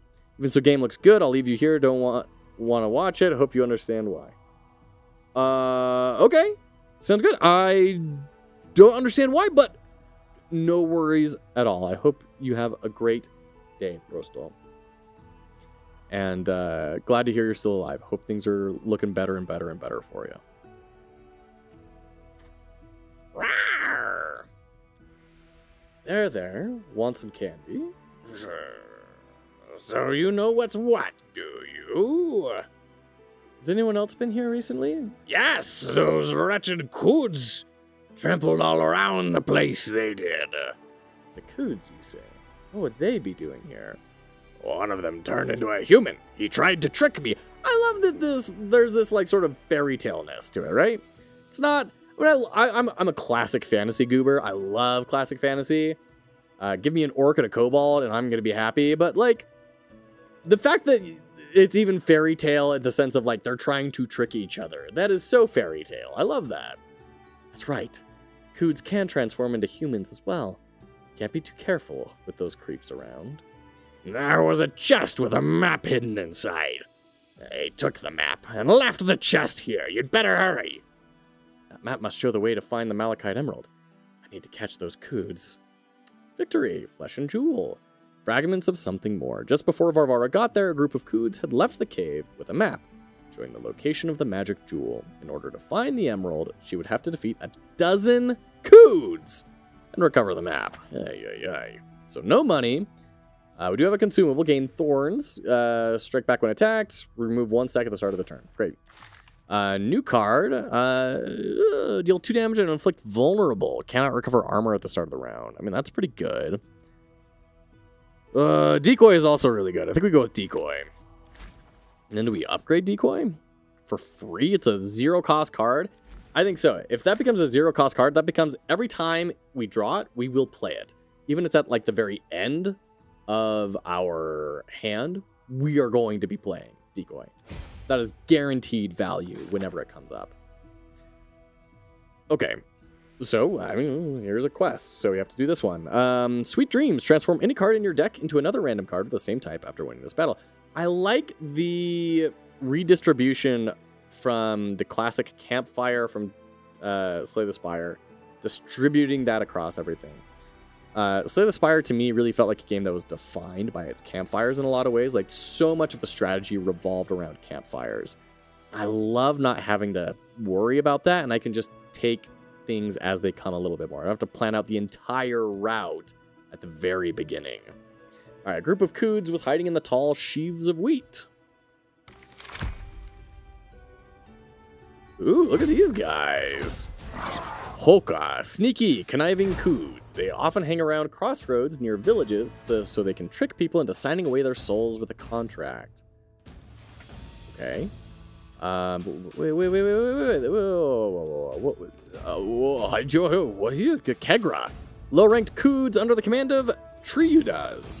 Their job is to find new territory to occupy. Kegras are notorious for hunting magical creatures of the forest. They like to adorn their clothes with trophies in an attempt to imitate the Yaron. I believe something has messed up here, because we're not seeing this guy yet. If we do Scramble, get 3 Dizzy on everyone.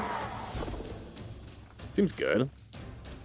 Then we can cleave and just murderlize this guy. Yeah, let's do that. Get out of here. So we're still going to take some damage, but that's okay. Oh, and we're in ads. Jiminy Christmas. We're going to go into ads here soon. We're going to jump into ads. Be right back. Thank you for hanging out. Appreciate you.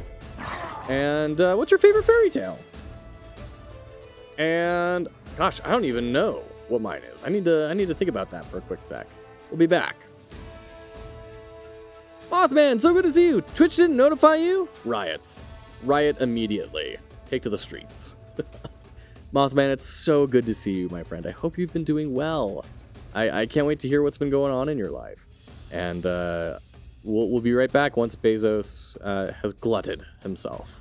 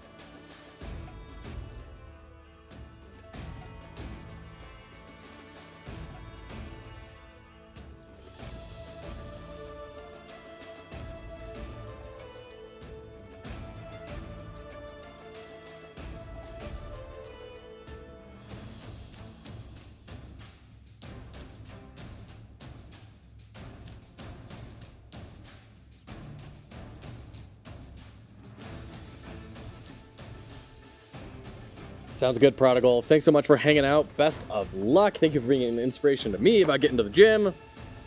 And we'll talk to you later. Thank you for hanging out. Appreciate you.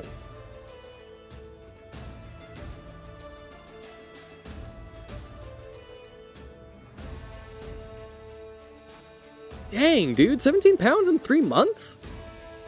That's crazy, because it's not just 17 pounds of, like, weight loss, but also extra muscle gained. So you've lost a lot more than the 17. Good for you, dude. For your 10th wedding anniversary. Nice. Very cool. Good for you. Good for you, Prodigal. That's rad. All right, best of luck. We're rooting for you. We have a bad situation here, by the way. They're going to summon someone else in. I think our best bet is just to grapple hook them. Ooh, and we got a decoy. Nice. And then just axe, decoy.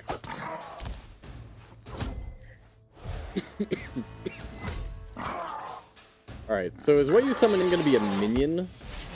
Deals damage multiple times unless their health at the start of the round is full. No. So you're not gonna go away if I kill everyone else. Well, all right. Shelter. French Peacock. Good to see you over on YouTube. Thanks for hanging out. Yeah, things are going very well. Thank you for being here. Hope you and the fam are doing well as well. I hope that things have gotten a little bit better with the whole insane situation. And yeah, thanks for jumping in for a little bit. Bezos' Hanger has been sliked yet again. Not smart enough to play complex card games. Yeah, just smart enough to build, design, and play really complex tower defense games. And get a computer science degree. Like Blades, I'm not buying that for one tiny half a second. Alright. Excuse me. Ooh, throwing buffs out, huh? Alright. Well.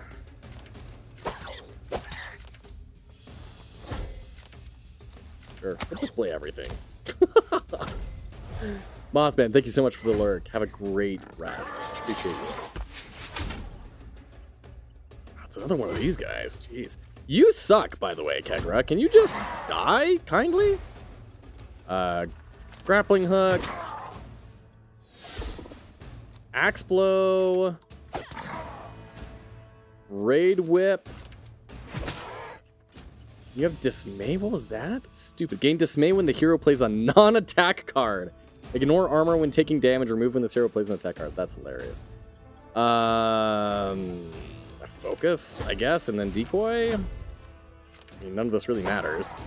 Catch up with the VOD. Hope you feel better soon. Thank you, Mothman. Appreciate that. And yeah, hope to be talking to you soon. Card games don't make any sense to you? That's interesting. Yeah, it's always interesting to me to see how, like, different people internalize things differently, right? Like, what is simple to one person is wildly complex to another. That's really interesting to hear, Blades. I haven't heard that particular excuse me, version is not exactly what I want to call it, but yeah. There we go. That's the fight. Not too bad. Only took a little bit of damage.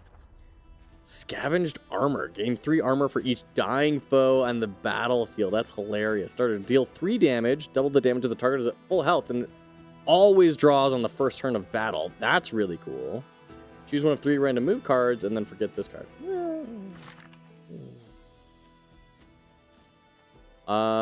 This seems rad.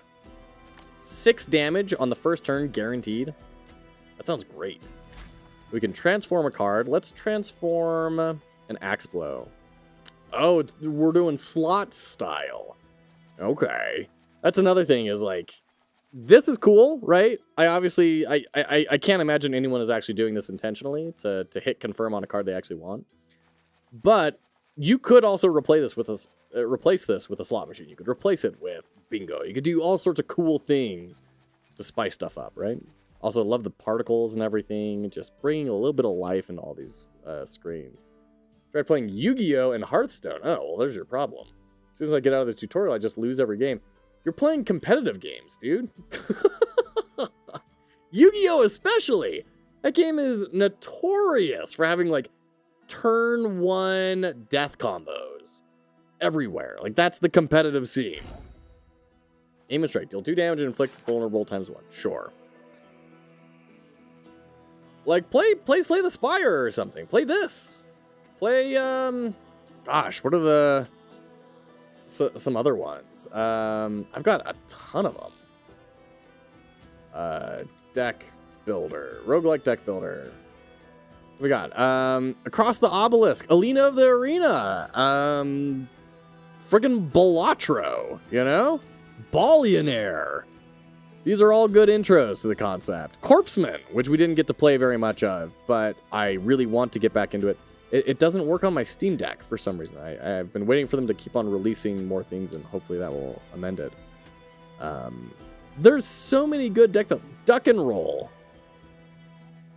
Heck, .40-5 is free. Hadean Tactics is another good one. Hand of Fate, if you want like an action-based. So many. Knock on the Coffin lid. So many good single-player deck builders. I don't touch multiplayer with a 10-foot pole because I have a similar experience to you where it's just miserable constantly.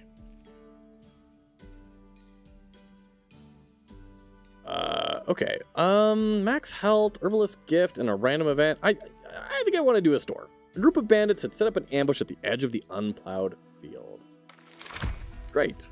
So this is our first time fighting humans. Oh, such good character design. Look at these guys. That is such a cool bandit. Gosh, dang it. Only PvP game I'm good at is Rocket League. How many hours have you put into Rocket League, too? Every bandit has his own reason for turning to a life of crime. Miscreants form gangs, then choose a leader, and rob people on the open road. They're gonna steal gold? Oh, this is terrible to have in front of a merchant. Every gang needs a leader, so bandits choose the strongest and smartest man for the job. Although their definition of strong and smart may be far from reasonable. It's the leader's job to give out orders and make deals with rival gangs, or even sentient monsters, if they think they might prove useful. So you're going to be buffing people. Oh, that's no good. Over 1,000. Have you noticed? Possibly. I don't mean to be controversial here, but you thought there might be a correlation between 1,000 hours and being good at it. I think there may be something there. Dude, he's just gonna get murdered. Oh, that's so good. I don't want to axe. I don't want to kick, because then they'll slide forward and I'll have 3 more damage coming at me. I'm already not blocking this dude. So let's just end the turn. I got the champion rank in 600 hours, which is faster than average. Nice. Very cool. We got cleave. Ooh, we can grappling hook cleave. I think that's a good play.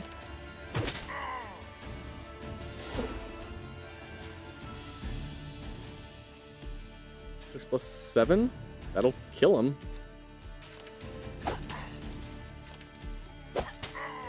Dead. Great. Then might as well decoy. Just in case I missed something and something was actually going to deal damage. Back to deck builder and card games, they don't really appeal to me, and that's very fair.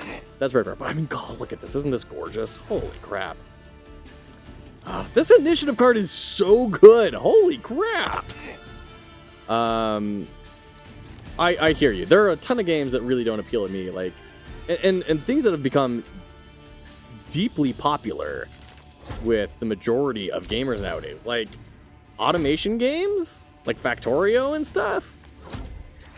I don't see the appeal at all, to be frank. Like, it seems so disastrously boring to me. Stuff like Minecraft, any survival crafting or building game. Oh man, like, just I have no interest in any of that. Factorio is your most played game. Checks out since you're studying computer science, right? Like, there is a strong correlation between computer science and Factorio. Minecraft is fun once in a while. Like, I don't know. I could... The original concept of Minecraft, I find a lot more compelling than what Minecraft has become.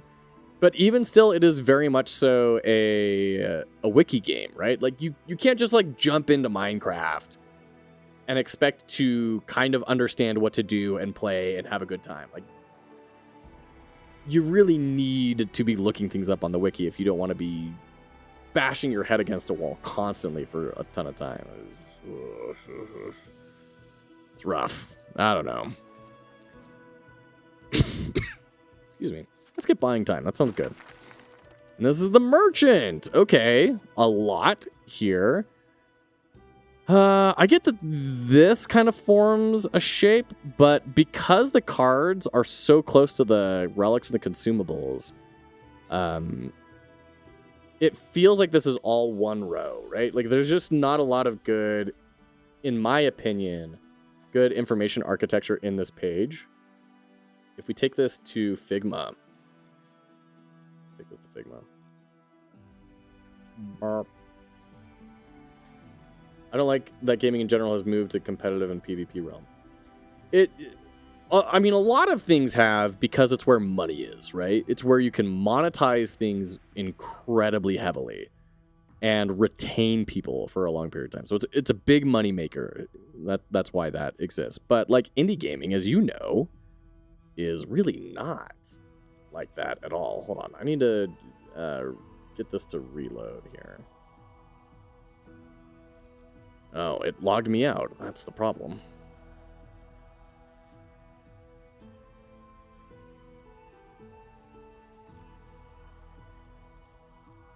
Okay, come on. Goodness gracious. There we go. Throw that back up. We're going to go to our analysis. We're going to zoom on in here. All right.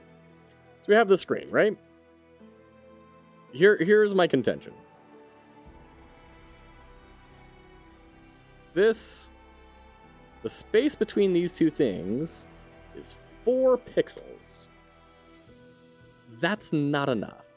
So we're going to take this. Control-C, Control-V, and then we're going to crop this in just to these different sections.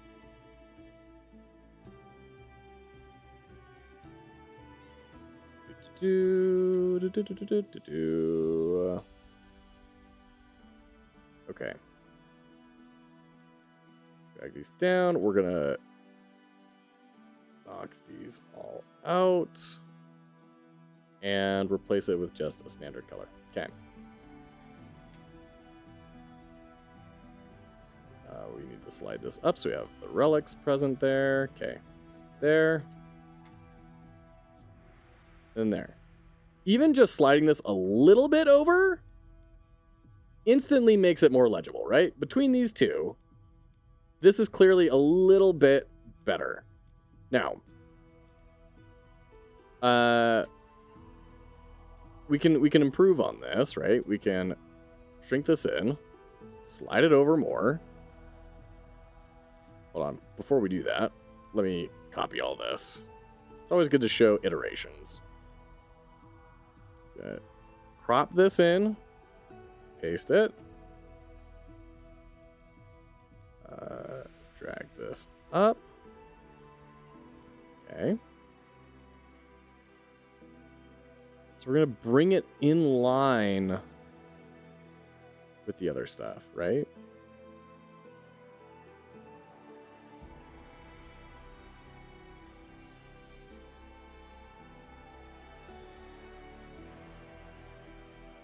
Let's see. What's your width here? 348? Okay. Or 1, 2, 3. There we go. Okay.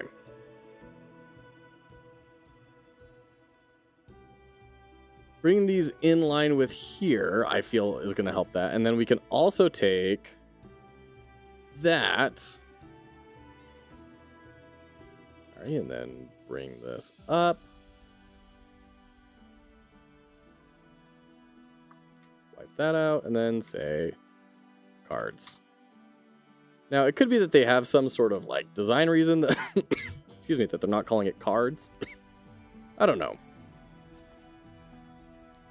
But, like, come on.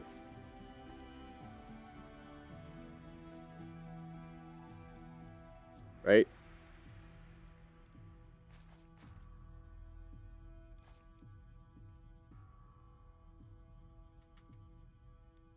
All of a sudden, this looks so much cleaner than this, right? Like, this does not take a whole lot to really improve this storefront. We can slide that up to kind of make it feel even more so, right? That this does not line up with this row. This does not line up with this row.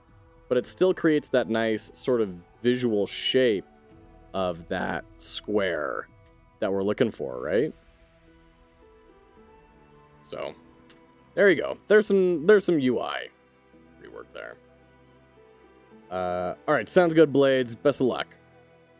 Deal 5 damage, vanquish, gain vigor 2. So if we turn them into a corpse, then all of a sudden we get increased damage from attacks. Okay.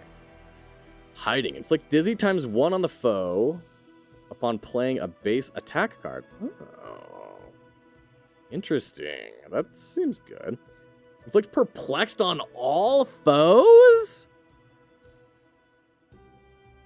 That would give me 1 card draw for every single character that gets hit with that. Sounds bonkers good. Damage all foes by 10 in 3 rounds? Yeah, so like you start a countdown that in 3 turns. So that's like a defensive build option. Okay, interesting. Gain 5 gold upon losing health. Reveal the order of cards in the draw deck. Gain regen ×3 and grant regen ×2 to all foes at the start of the battle. Interesting. Yeah. Let's get the pig's hoof. Stupefy. And hiding. That seems kind of fun. We could try and go for like a dizzying sort of build where we just make them so dizzy they keel over on themselves. That could be kind of fun. All right. It's a little awkward that now when we leave the shop, we're still clicking refuse. It's a little annoying. Hands off my pouch. Defeat the bandit leader without having any gold stolen. Achievement. Very nice. Okay. Go for card upgrades? Foes gain vigor. Well, that's a lot of vigor. Is this healing? Yeah, I don't really care about that either. Card upgrade sounds good, but we might just go for double our money. Let's go for double our money. A spewer. Hey, Queen Anne, good to see you. We were just talking about... You're going to have to forgive me. I literally looked up the name of your game earlier in the stream, and I was showing it off to people. Altered Oath. There we go. Altered Oath. We were just talking about Altered Oath and showing it off to people and talk about how far it has progressed. How are you doing? Oh, no, you're so welcome. Thank you for sharing your progress on it. It's so rad to see it moving along and really progressing. So cool. I hope things are going well for you. How has life been? Spear. Oh, look at that jaw. I'm telling you, the character design in this is so good. The most dangerous kind of animated corpse raised by bosorkas. A human who takes their own life with poison becomes a spewer after death, spreading pestilence and infecting those it bites with a foul plague. Once they succumb to the sickness, its victims also become spewers capable of infecting others. Okay. Good, were you showing the blue sky stuff or the current build on it? The blue sky stuff. Yeah. I didn't know that there was an updated build on itch. Okay, so we can do... Aha. Oh man, this is so good. So initiative, stupefy. Should have done stupefy first for an extra card draw. Braid whip. And, I don't know, enemy head count, I guess. Good, there's not an updated build on itch. Okay, great. Blades with the black tooth. Oh, you know what? The black tooth is actually in the car because we went on a outdoor trip in the middle of winter and it was very cold and I grabbed the toques. I will sub it out. For the octopus. Gonna be releasing one shortly. Oh, that's so exciting. I can't wait to see that. Cannot wait to see that, Queen Anne. Okay, so what can we do here? We can focus. I mean, that's a obvious one. Guess we can axe blow, raid whip, because now you're the second character.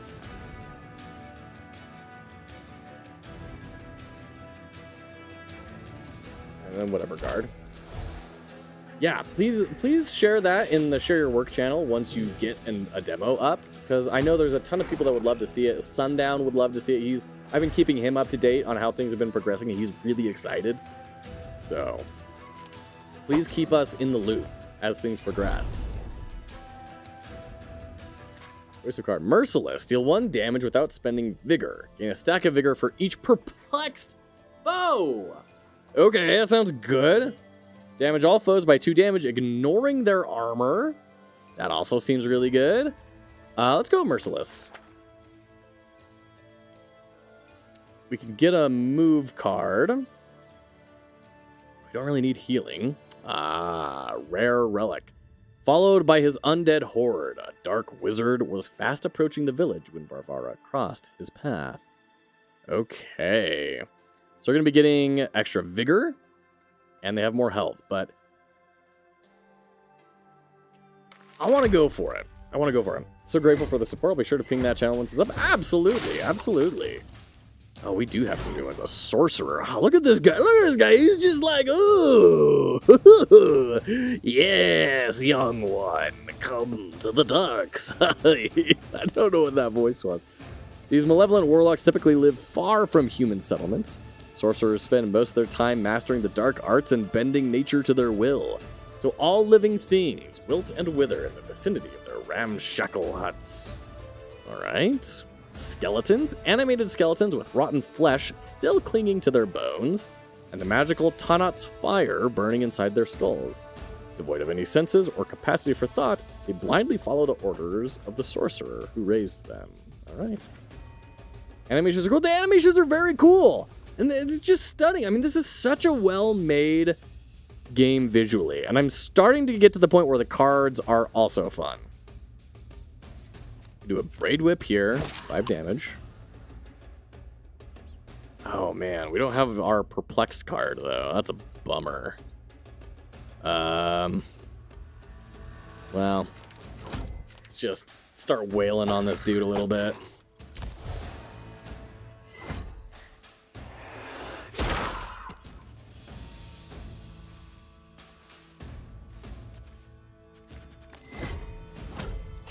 Oh, we got Scramble. That's good. That's really good here. So we're going to Stupefy first. Get 4 cards. We're going to Scramble. Deal a ton of damage to everyone. Oh, man. I'd love to do Merciless, because that would get us 4 vigor. It's crazy. But this guy's gonna punch. I think it's just gonna be better if we just heal. We got 2 dizzies on everyone. They're gonna start dropping from AoE here. Yeah, this guy's down. Okay. And then the club comes through, smacks them all for 1. X-cost cards. On some cards, the number indicate. Sure. These are good, though. Steadily working on the game. We finished a milestone yesterday. So it was payday today. Nice. From your publisher? And which game? So it sounds like this is a publisher that is providing pay. And is what project was it for, Queen Anne? Okay. What can we do here? Buying time? It's a lot of armor. Let's do Braid Whip here and just kill him. Then buying time. Not that it matters. Okay, so this skeleton's going to go down when I start my turn. Provided the pay to the artists on the team. Still no publisher yet. Okay, got it. Got it. Good for you, man. That's awesome. Milestone here was used in a non-technical way. Got it. Alright, so we can grappling hook the sorcerer forward. You are perplexed. And then smack. And smack. And then buying time. And we're perfectly fine. Yeah, this is no problem. That initial hand draw of getting the ball, that was so clutch here. And then we just do this guy. Bop. Love that transition, the smoke and the particles and everything. Ah, so good. All right. Tiny House. Decrease the cost of the first boon added to your hand by 1 until the end of the turn. Can only be used once per round. Okay. Also, great little Slay the Spire reference. Choice of card. Fury. Deal 5 damage. Vanquish. Gain Vigor times 2. Yeah. Or an upgraded Braid Whip. That was really good. Sweeping Blow is also really good. Let's go for Fury. Ooh, we have a story mission here. A group of Coods had taken refuge in the small cavern. The detonite that grows here should help heal any injuries after the battle. Okay. This battle will hardly teach Varvara anything, as she has encountered these monsters before. The enemies have sacked a nearby village. The stolen riches must be returned to their rightful owners, so we will not get any money. Cool. Ooh. Anchapir, malicious Bedak elders that control their lesser kin. They often conspire with Coods and attempt to mimic them while fearing them at the same time. Their gangs frequently ambush their victims, striking fear into the hearts of villagers and wandering merchants. They are known to form pacts with human bandits. All right. There we go. We're going to pause here. Go into ads. We'll be right back. Thank you for hanging out.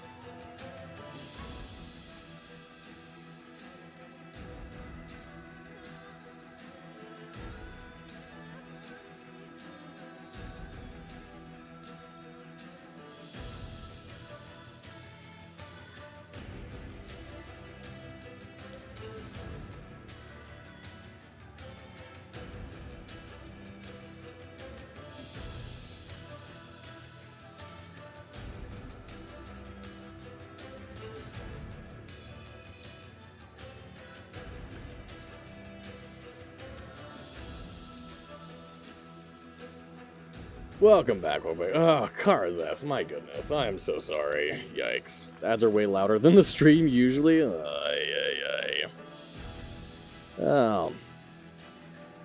I could do anything about them, I would. I apologize. That's yuckies. In the meantime, to hopefully try and make it a little bit worth it, let's smack some people around, shall we? Go. Oh, what are these little guys? Shishkos.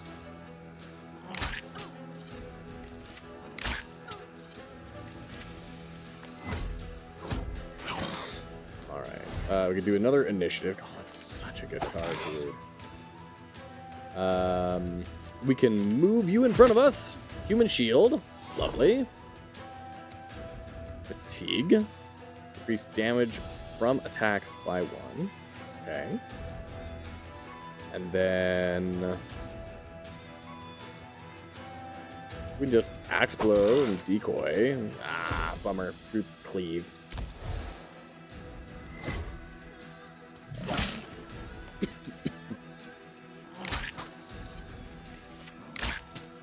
Alright, took 1 damage, which means we get 5 gold for that.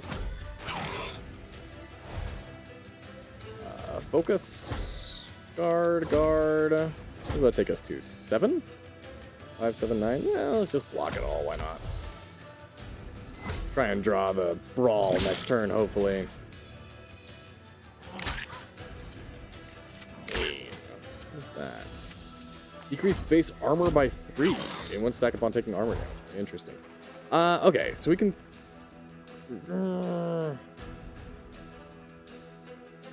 grappling hook. Pull you forward. And then we cleave, which will kill you. And you can't attack because you're in 2nd place now. And then we decoy. Yeah. Sounds good.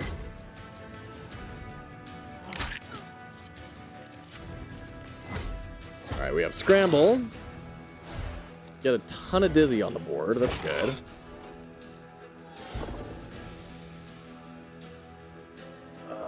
Shoot. Okay. Kick you back. Merciless. So that gives us 2 vigor. Right? No, just 1? Oh, shoot. Oops. It's fine. It's fine.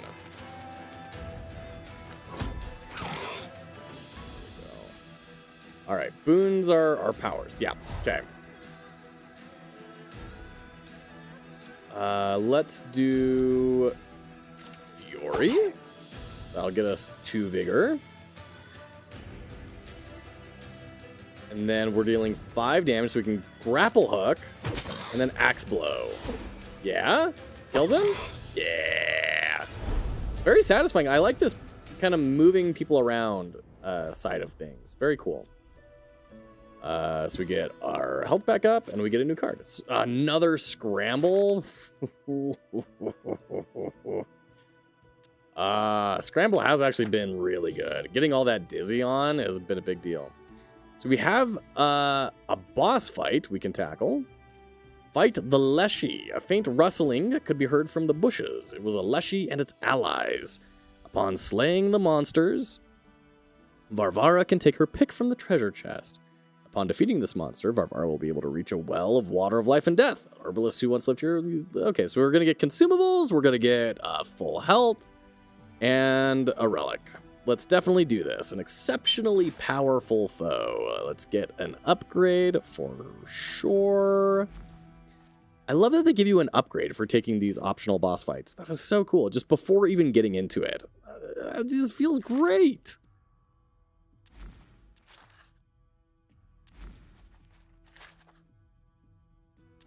Let's see, what do we want to upgrade? That would be good. Merciless, free Merciless would be fantastic. Initiative plus would take that up to 8 damage instead of 6. Not bad. Free Stupefy, also really good. Scramble, double the amount of dizzy. That's a lot of dizzy. As great as that is, I think we go for free Stupefy. Because that's just going to be now, we just play it every single time. The Leshy, known for their short temper and bad attitude. Leshies are woodland guardians who protect their forest from intruders. They can shapeshift at will and invoke nature magic. But they usually prefer to come at their foes in melee combat. They loves to sleep and hate woodpeckers.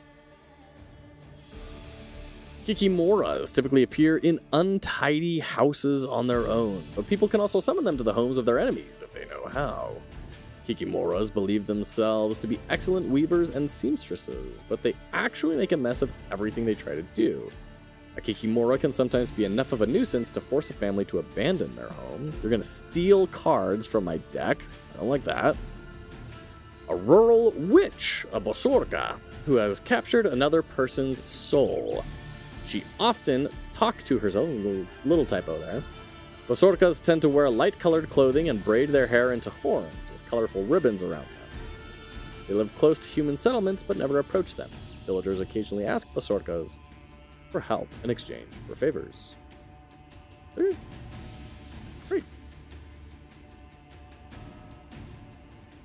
We're going to stupefy.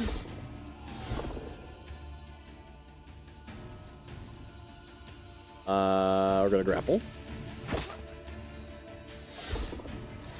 Initiative. Merciless. And then focus. It's not as much armor as buying time, but it will give us an extra mana next turn. And she's gonna die at the start of our turn. There's a lot of dynamics in this deck that looks like fun. It seems like there's multiple right answers, but also like whatever combination you go with is optimal. Yeah, it's like, it's not, as of right now, incredibly flashy, but it is satisfying. I will absolutely say that. Throw another perplex down on everyone. Another enemy head count. You can do a braid whip. Nice. Guard. Yeah, let's just end the turn there.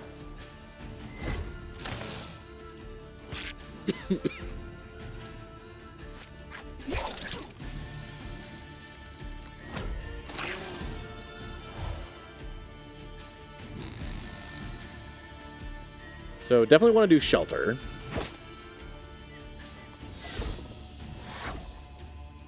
Focus. Axe blow.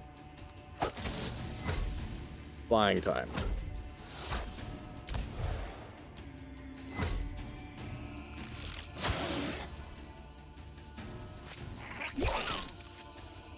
Okay. Do a braid whip. Once again, free stupefy. Just so good. And then we could do hiding. Now our basic attacks will inflict dizzy as well.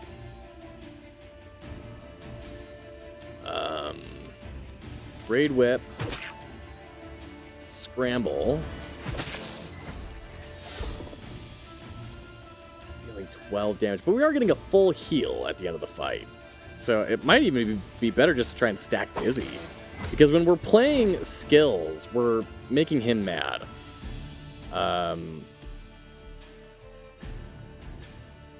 When the hero plays any non-attack card, gain Vigor 1, which is a deprecating strength. So seems almost not even worth it. Since we're getting a full heal anyways. You're going to die with our club at the start of the turn. Dead. Alright, now we can start pumping out some big hits here.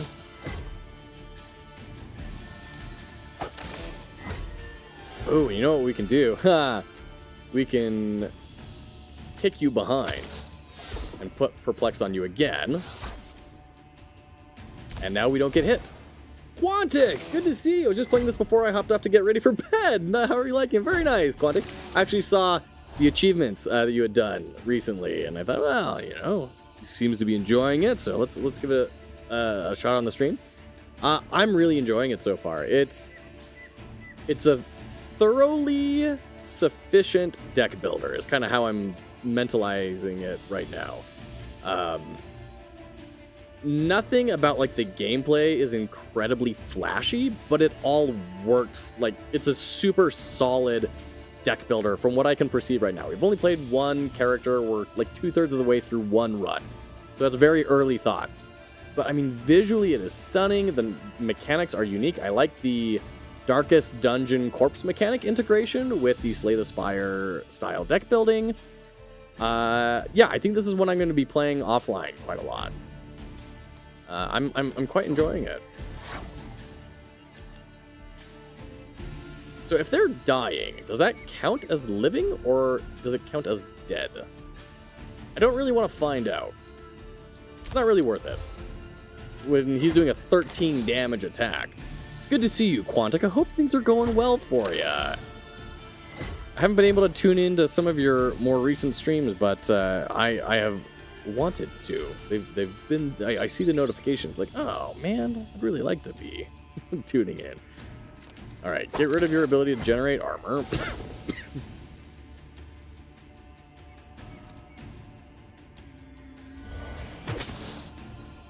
Scramble and then Braid Whip. So we're definitely taking a big oof hit here. All the characters feel very different, which is neat. This character has a lot of movement cards. Nice. Yeah, I'm really enjoying that moving aspect of it. Initiative.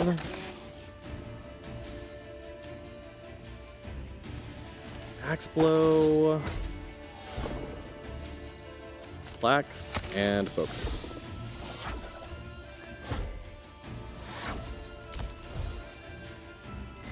I should have. I don't know why I haven't been using this yet. I might as well. They're gonna throw more consumables at me at the end of this fight, so get the cleave. Can't kill him.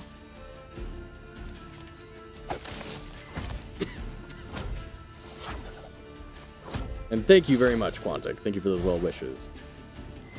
It's a 10 vigor, dude. That's rough. Animations are still so cool.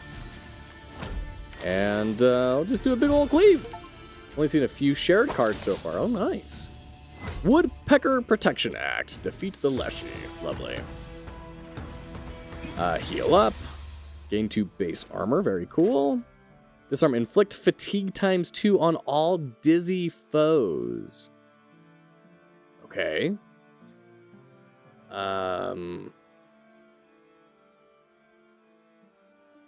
We have Rejoice. I like Disarmed. We're doing a lot of dizzy. Upon receiving, remove 3 cards of your choice from your deck. That's pretty good. Gain 1 armor for every mana you have at the start of the round. Jeez. Gain a mana at the start of your turn. Grant vigor to all foes for every 5th card you play during a single turn. So you want to play a small amount of cards. Which, like, we're kind of doing right now. This wouldn't be the worst option. But it would take us up to 5 mana, so we'd probably be spending 5 cards usually. Let's get the necklace. That's going to give us 4 armor at the start of every turn. We just got a new achievement, Calculating. Defeat the second boss as soon as they show up. Lovely. All right, where are we going here? Knowledge gained attack. Torpor.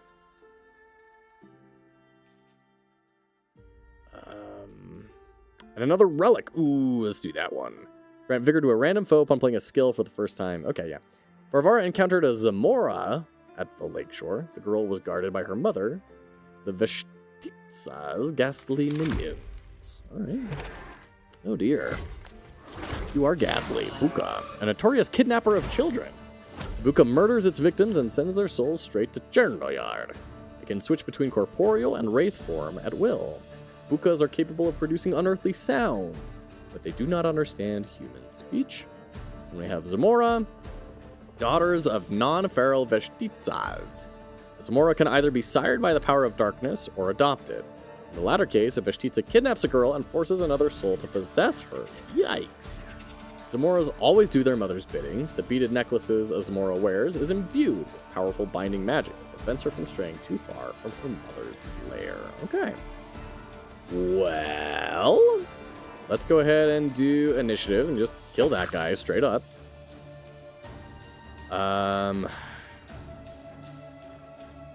This is a bummer. We don't have really anything we can do here. But at least our armor is going to block that because of our relic, so that's good.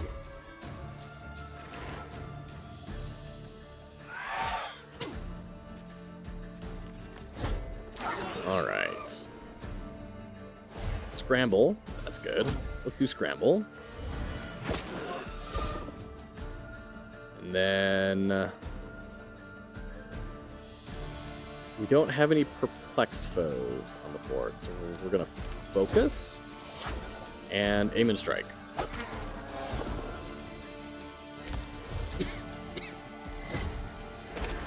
Yeah, this armor relic I think is gonna pay a lot of dividends here.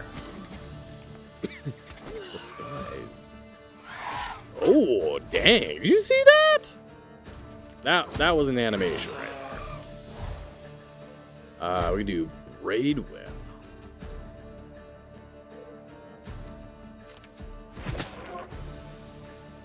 And then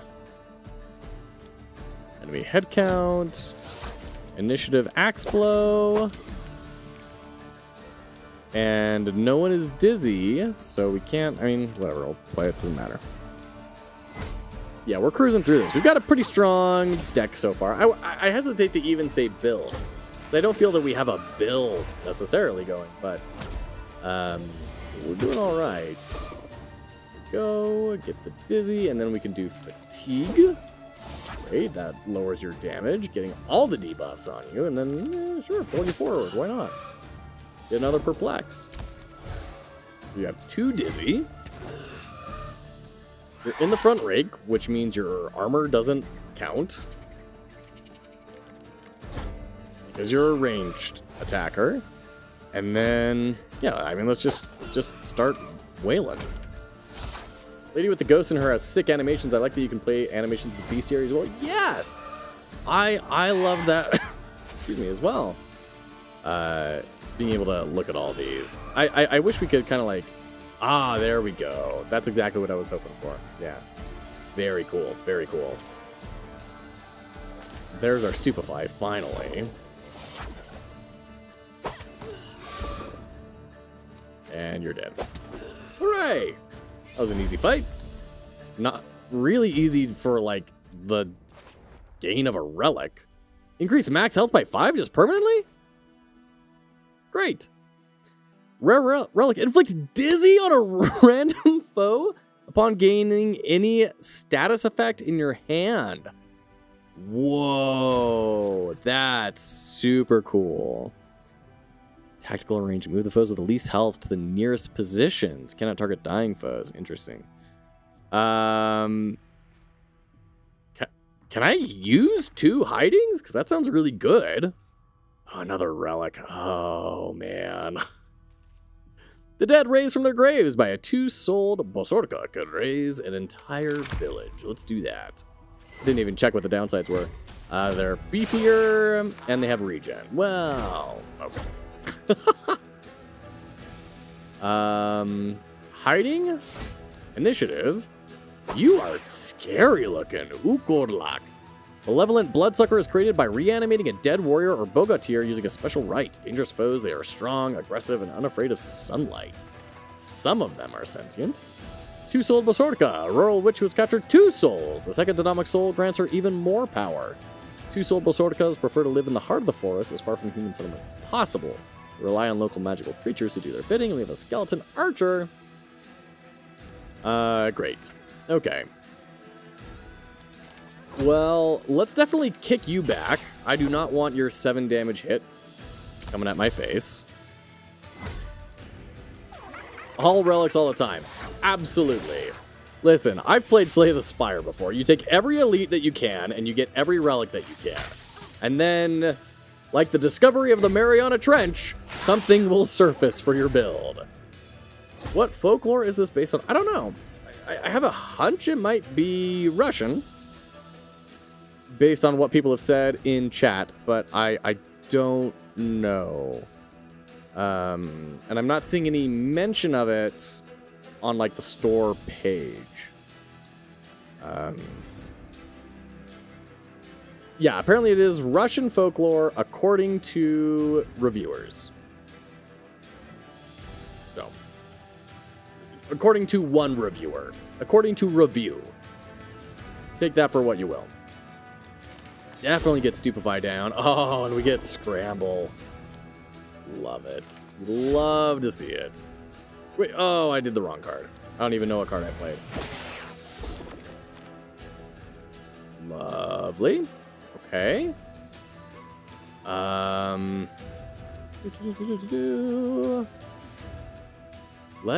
Well, we don't even need a grappling hook. You're gonna die due to dizzy at the start of your turn. Let's do focus and beef ourselves up for next turn and deal some damage to the witch. It's Slavic for sure, yeah.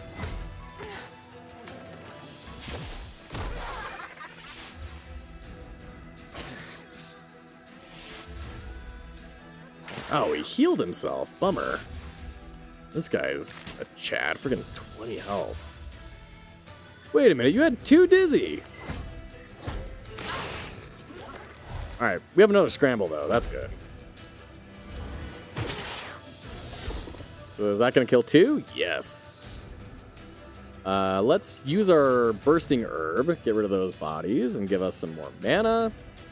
We're going to axe blow, disarm, decoy. Bummer. All right, take care, Wife Quest. Thank you so much for hanging out for so long. Appreciate it.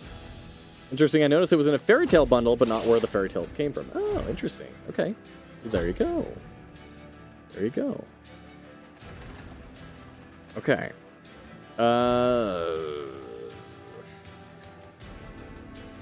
You perplexed? No.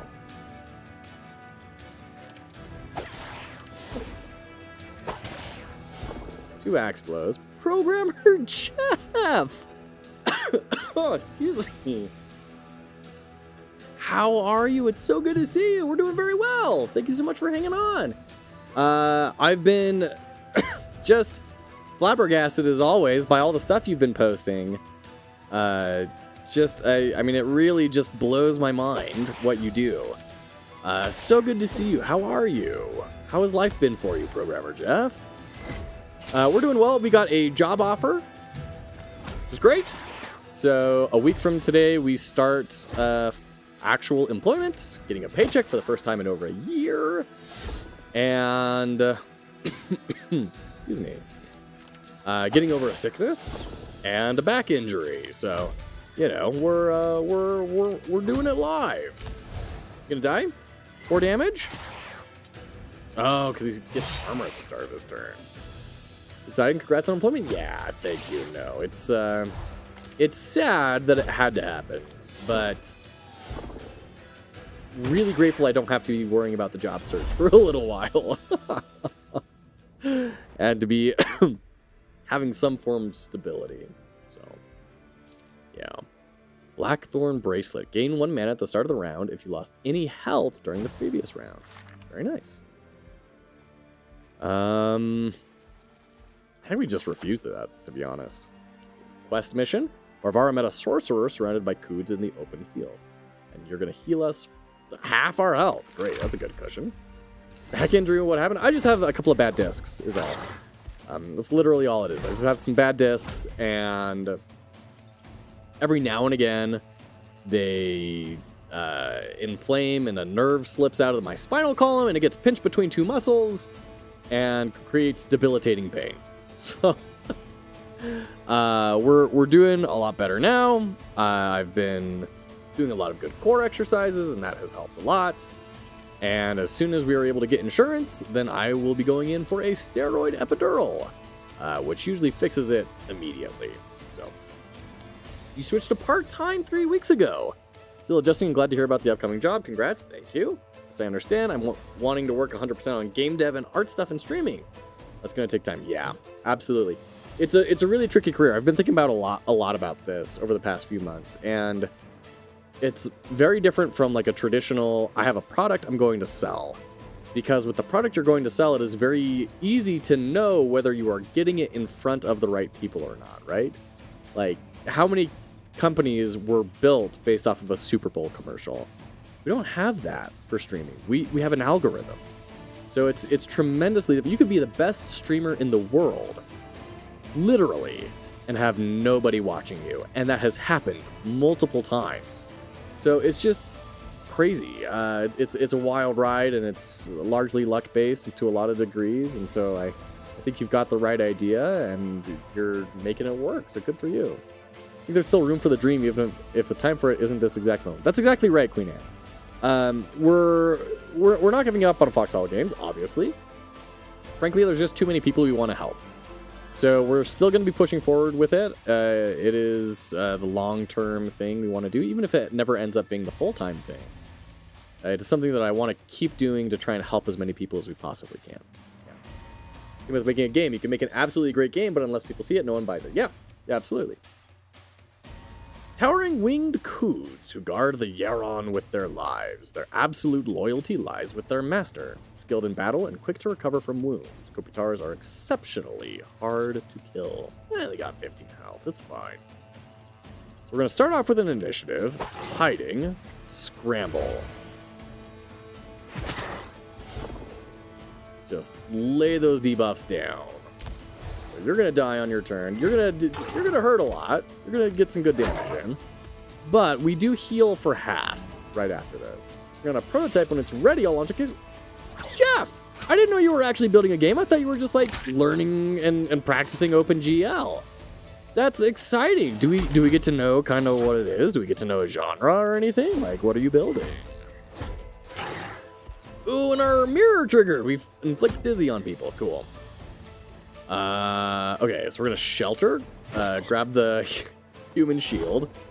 Maybe not quite so human. Axe blow. And we have our human shield here, so you're gonna take that first hit. 7. Decoy will give me enough armor here. Nice. This is great. Then we can braid whip, kill this guy. And then disarm. Lower everyone's attack. Yes. Awesome. Space Trader. Oh man, have you told me about this, Jeff? Space Trader. Do I have you in my? I don't have you in my spreadsheet, so I don't know if you told me about it. Okay, we're gonna shelter again. Enemy head count. And then let's just do Fury and just do 5 damage. Then we can do play damage, sure. Why not?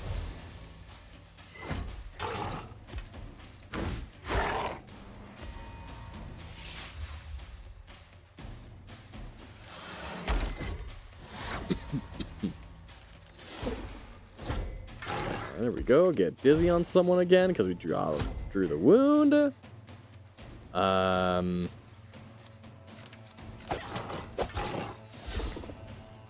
Sure.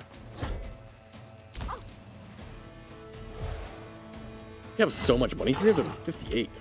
That's a bit of skrill right there. Now the problem is we're just not doing enough damage to these guys. We need to. There we go. Cleave. That's a good. Followed with an axe blow. Excellent. Dead. Big dude's dead. And then we can focus. Sure, hit the body. Why not?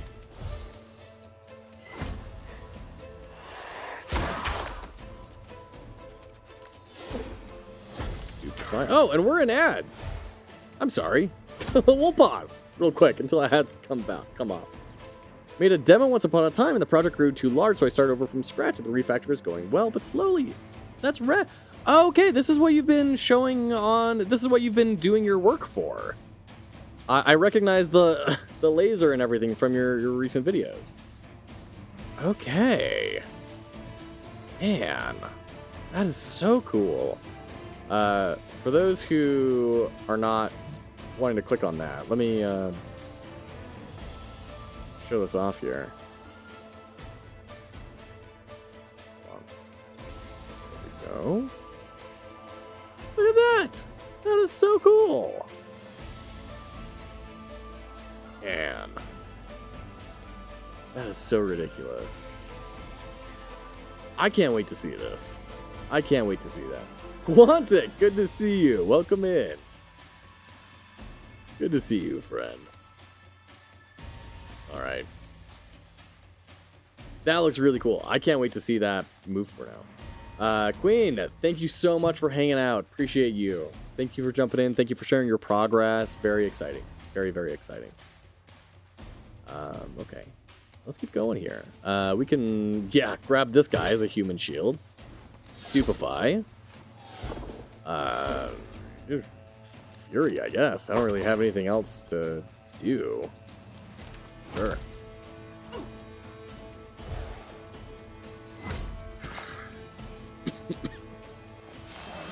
I mean, this is just a matter of time before we get this guy dead. I mean,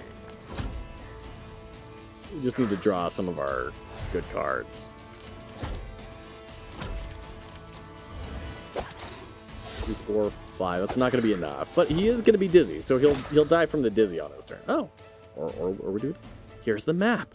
A lake in the heart of the forest. Isn't that a Vojanoi's abode? We already killed a Vojanoi. You won't be happy to part with the jewel. Great. The lake marked on the map turned out to be the home of a Vojanoi. The jewel of Varvara was hidden deep beneath the surface of the water. To claim it, she needed to defeat a grumpy old Vojanoi atop his battle catfish, which I love, by any means necessary. Great. More base armor. I'll take that. Gut punch. Deal 4 damage, double the damage if the target has no armor. Yeah, I'll take that. Okay. Relics! Oh, but a merchant, too. I think we go merchant. We have nearly 400 gold. Bosorka and 2 bloodsuckers have set up camp in the cavern. Alright. What are these? What is all this? Striga. These hulking bloodsuckers are the transformed corpses of people who died a particularly wicked death, or were not properly buried. They're spineless, sluggish, and incredibly strong. A Striga grabs its victims with its tentacles and sucks them dry, using its long tongue tipped with a chitinous needle. It can only make gargling sounds and is not capable of speech. Interesting. See, I'm only familiar with Striga from, like, Vampire the Masquerade, so. Found this RPG/incremental. Ooh. What is this? Oh, the stream is the RPG. Okay. So it's like a community idle incremental game? I need some explanation here. What on earth is this? Armored Striga. Oh boy. An aggressive bloodsucker clad in plate armor, making it much harder to kill. Alright. Well, 12 health, 16 health with 6 base armor.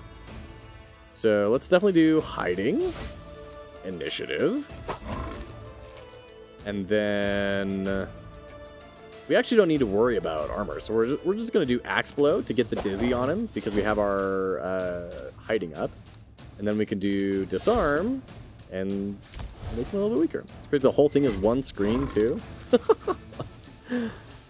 Man. That looks wild, Programmer Jeff. Thanks for sending that along. I like the sense of power scale we're getting from the game as well. Like, these feel like way cooler and stronger bad guys than we were fighting at the very beginning. They've nailed that feeling down very well. There's a separate marketplace similar to the auction house in WoW. It doesn't translate to real money, though. Oh, that's good.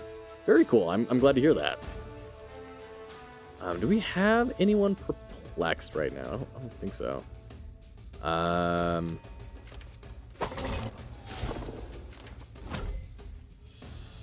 Let's just drop a bunch of dizzy stacks.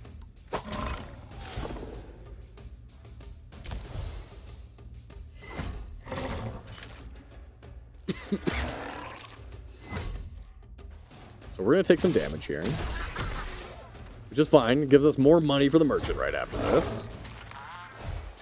We're going to scramble for sure.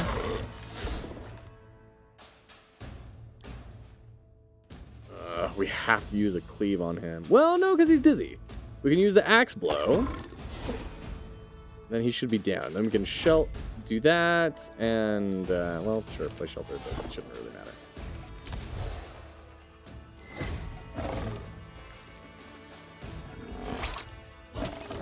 Wait. Sometimes the dizzy does not kill people. I don't understand why. Didn't even realize there was a category Twitch plays for Twitch chat integrated things. Yeah, like, I mean, it started with like Twitch plays Pokemon, right? When you start your new job, it is a week from today. A week from today. It's very intimidating, but it should be a good time. Yeah. It should be a very, very big career move for me. So, really excited. We're going to scramble and then shelter. And then, yeah, we've got plenty, so we'll just do an axe blow and get another dizzy stack on. New year, new job, new you. Yes, absolutely. It's really exciting. Really, really exciting. It's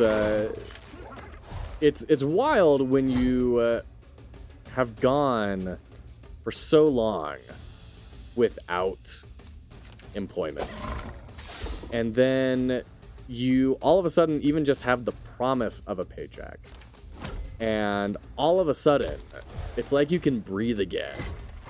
You just spent the last year just not breathing. It's crazy. It's giving me a lot of empathy for a lot of situations that I wouldn't have had otherwise, so I'm deeply grateful for that and for the experience that it was. But man, I don't want to go through it again. Financial anxiety is no joke, for real.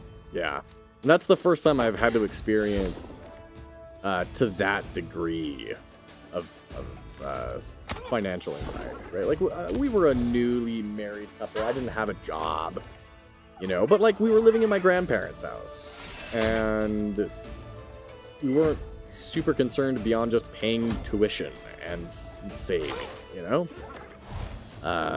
This was the first time that I was really humbled as far as that all went. And it was, I'm going to say something weird, but I was very grateful for the experience. I really, truly am. Because of just how much it taught me. Pandemic taught me much. I've always worked full-time in my life until the pandemic. Really? Interesting. There we go. Move the nearest dying foe to your side of the battlefield for a turn. So this is our whip for free. Got it.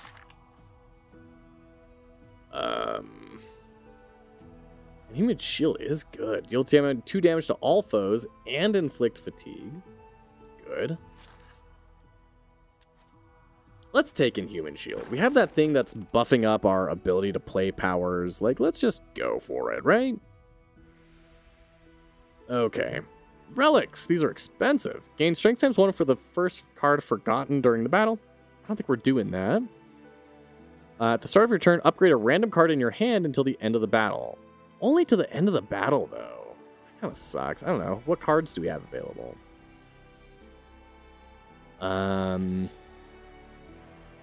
Deal 1 damage for each card in your hand? I mean, that can be good, but it's not something we're really focusing on.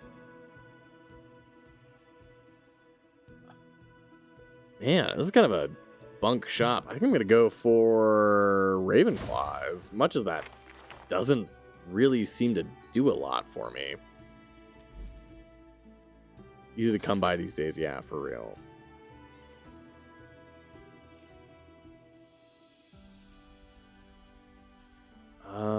Let's go here. What is this? A battle goose? What is this? Is this the DLC for Untitled Goose Game? What the heck? Large fey fowl from the beyond kept as pets by Yagas. They can be trusted with all manner of assignments. Strong and capable, they protect their mistresses from enemies. And we have Yaga warriors. Oh, riding the bucket. Yeah, this is very Russia, right? Sisters in arms who patrol the land they occupy, driving off intruders. Armed with sharp glaives that can deal serious damage both up close and at a distance. They traverse their domain using magical wooden mortars. Mortars, not buckets. Sure. Cool. Okay. What do we do here? So it's 10 health. Flight. 50% less health damage when you're positioned first. And there's a living ally in the battlefield. Okay. Okay. You lose a stack upon taking damage. Well, we can't move anything right now, so...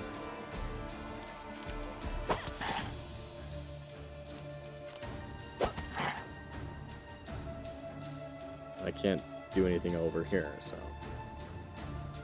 We're going to take 1 damage. I've been unemployed for a little over a year now. First time being unemployed since 18. I've been living off of savings, but I've been loving it. Much less stressful than any of the jobs I've ever had. Yeah, I hear you, Quantic. It sounds like you and I, from what you and I have talked about, have had similar experiences in working in tech, and man, it's just it's brutal. Trying to expect just like basic human decency to a certain degree. It's man, it's a life.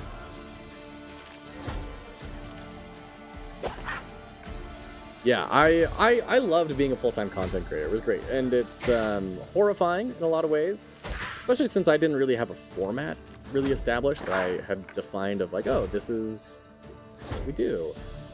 But man, I love streaming. Love streaming. It is... I'm in my element when I stream.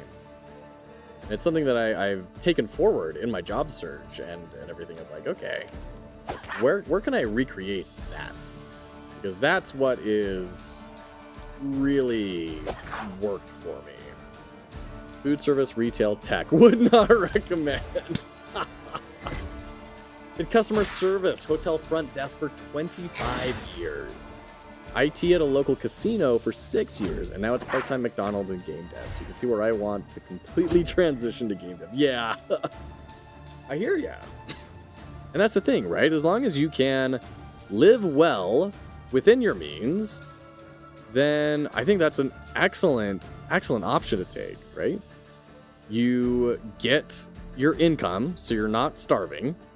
Hopefully you're not just eating McDonald's. And you have enough to finance your passion and make a real go at it. And that's a huge obstacle to overcome. So many, like the massive portion of people who get into game dev and want to do it indie fail because of an inability to continue with it because it's just freaking expensive. It's hard. It's hard to keep that going.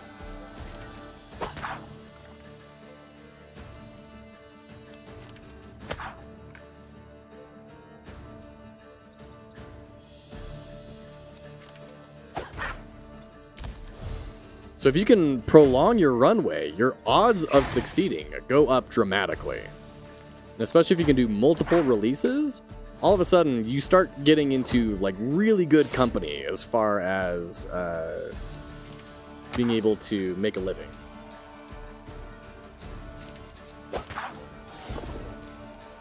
Just notice they don't have noses. Content creation works so well for my ADHD brain. I work when I feel like it and I don't have someone breathing down my neck. Hoping I can make enough to live off of soonish. Oh my gosh, are you that close? Even just getting enough to cover rent would extend my savings by a long shot. Yeah, I hear ya. Hear ya. Okay, another consumable gain, agility times 3. Yeah, let's discard that. I like the agility times 3. Oh man, another scramble. Oh, it's so good. Neutralize plus, deal 6 damage, deal 2 less damage to other foes that are about to move.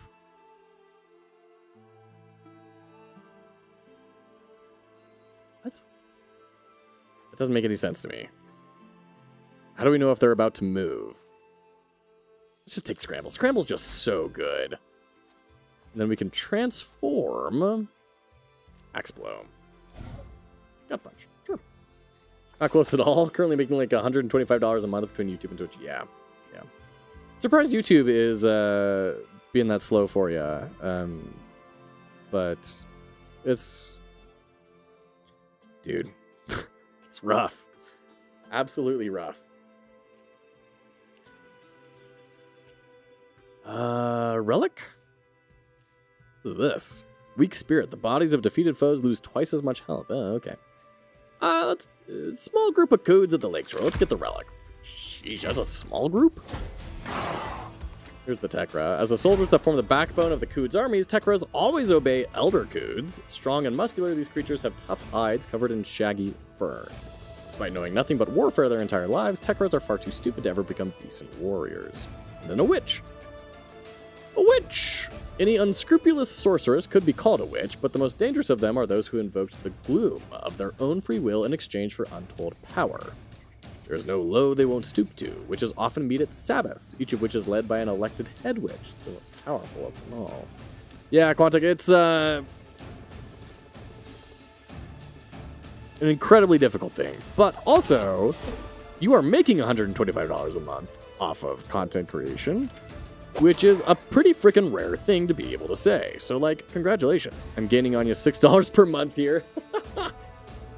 Fall is supposed to be awesome for gaming YouTubers, but I got absolutely cooked. I've heard that January is a nightmare. Not like, man, I don't know. It's always a gamble, right? And that's what we were talking about earlier. It's just like, it is so hard to make money and to make a business in content creation because you don't get to decide who it gets surfaced to, right? And like buying ads for your channel is so bizarre and strange. Like no one's gonna really click into them. It is a weird thing. A weird business. Okay, so we do scramble twice. Do we do scramble twice?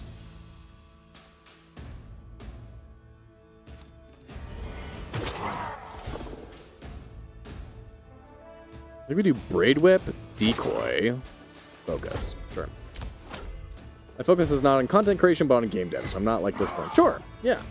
And you're making that much, which is great for something that isn't your focus, and you're just like doing it while you are working on it. I mean, that's good. And you never know, and this is the like gambling side of content creation, right? I was about to say, you never know what's gonna happen. Like Sundown, he got raided by some massively popular game dever who never streams. I forget his name, but he raided into Sundown when he had like no viewers, and then like gave Sundown his audience basically. That's the gambling side of content creation. It's like, well, you know, like someday something is gonna happen and it's gonna be great, but like, man, just living for that is brutal. Okay, we do initiative here, get double damage. Do we have anyone that's perplexed? I don't think so. Oof, this is a rough turn.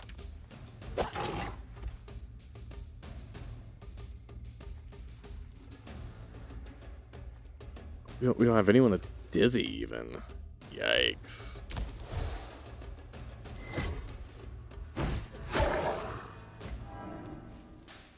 Yeah, this is gonna hurt.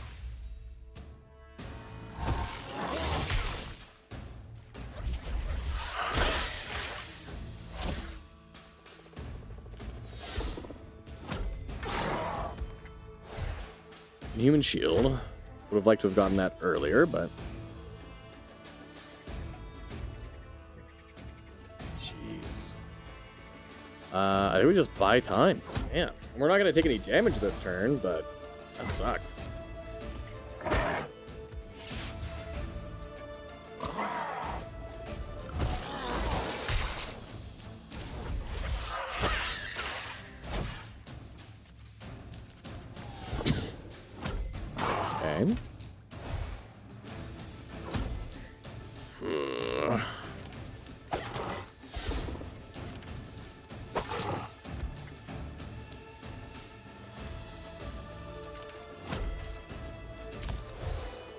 I have so much regen, dude. Give me a break.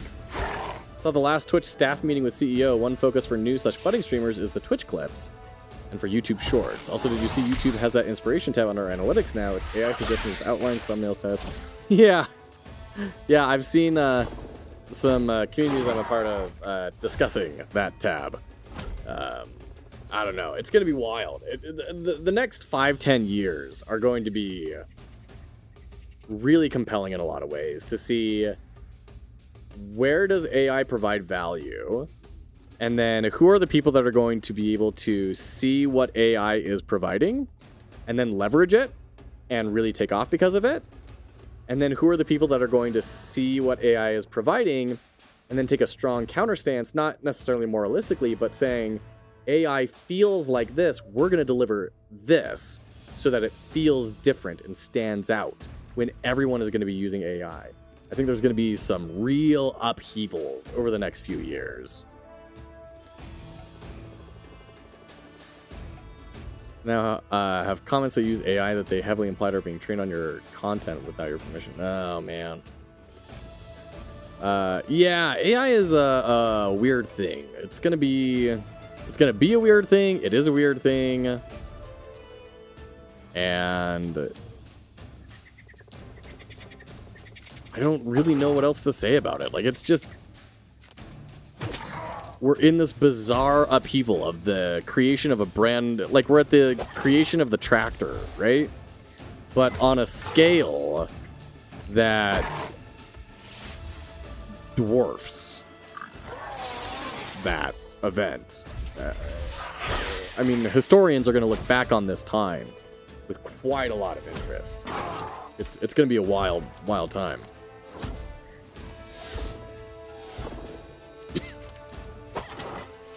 It'd certainly be an ethically used tool to make all of our lives better, but it's not going to be used that way. Yeah. To quote my father-in-law, capitalism is at its untempered capitalism is at its core rapacious, right? It is just, it's going to do whatever it needs to do in order to make more money. But the unfortunate thing is that will cannibalize on itself. That, like, there's only so much structural support you can remove from a building before it just collapses, right? My personal opinion, I use it for everything, but mostly I've gotten to know AI and its quirks through coding, and it's best as a tool to learn from, not something to take your place as a coder. Absolutely. Seriously can't see it replacing me for even the simplest coding tasks. Yeah. Excuse me. I think there's a lot to say, especially for coding and everything, and helping to think through things and revise your thinking processes and catch small errors, right? But it is, like Quantic Flux said, it is not being used exclusively in that way, right? There are, like, my field in design has been obliterated in a large part by this, where now all that people want out of design is a component library. They just want the visuals, they want the stickers, and AI can do that. Nobody is valuing higher level, like, strategic thinking and flow and all these things that UX is supposed to be doing. And they're just focusing on that front end, and it's going to be completely destroyed by AI. It really will. That was my experience with it too as a software developer. Useful for getting a general idea of how to do things, but absolutely not a replacement for human devs. Yeah.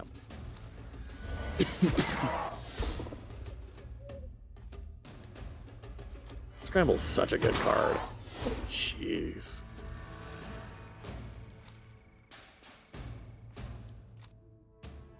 Oh, let's just kill. So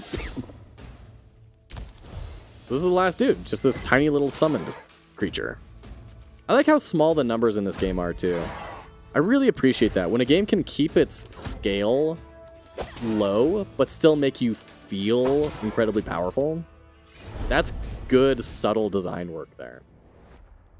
Fill your belt with random consumables. Oh, I don't really want to replace any of these. Gain fortitude times 1? Great. Deal 4 damage, double the damage if the target is perplexed.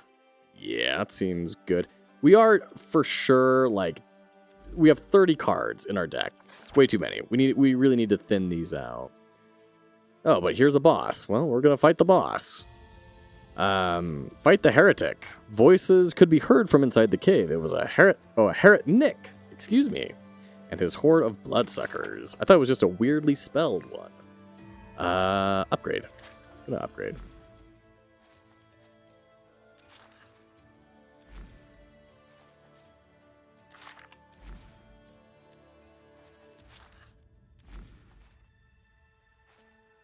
Upgrade a Scramble. Yeah, let's upgrade Scramble. We're playing those pretty much every single time. Although being just updated to mic, you can talk in your mic and it talks via text-to-speech. That's really nice sounding and it's kind of surreal. Wow, nice. I heard that like ChatGPT also introduced one that is visual as well. So it's a visualized AI that also talks to you. I mean, really, the next 5 to 10 years, our world is going to look different. It's going to be a different experience. It's just a question of where is it going. Daniel Pancake, hello! So good to see you, friend. How are you? Welcome in. It's been so long. How are you? An Opeer who has mastered warfare alongside the dark arts. A Heretnik is a skilled warrior who can hold his own against a Bogatyr. These bloodsuckers create monstrous beasts and bend them to their will, and they can even summon demons from the beyond. Ooh, we have a 3-souled Basorka. I like how they're getting like progressively more and more just like not even human. A rural witch who has captured 3 souls, the most powerful of all Basorkos. She has the ability to fly. 3-souled Basorkos pay no heed to their appearance and often resemble corpses. Many of them are driven mad by the sheer number of souls they possess, in which case they become Beshtitsas. AI the VTuber. Yeah, no, for real. And there's going to be, frankly, I fully expect this. There was a big wave of like faceless YouTube channels of people just using AI to generate scripts and get AI to do a voiceover for it, right? I fully expect the same thing to happen for Twitch, where AIs will be able to play games and create commentary on it, and people will set up farms of dozens of fake AI stream channels. I fully expect that to happen within the next few years. I really like the other characters in this game too, but they have so many less movement and corpse removal options. It makes them a lot harder to play. Oh, interesting. Long time no see. I came home for the holidays, so just chilling. Lovely, Daniel Pancake. Very cool. Before we jump into this fight, we are going to have to do some mandatory ad time. I apologize. Yeah. I don't know. What's a good question? What is your favorite type of potato? And I'm a big fan of the old-fashioned russet. We'll be right back.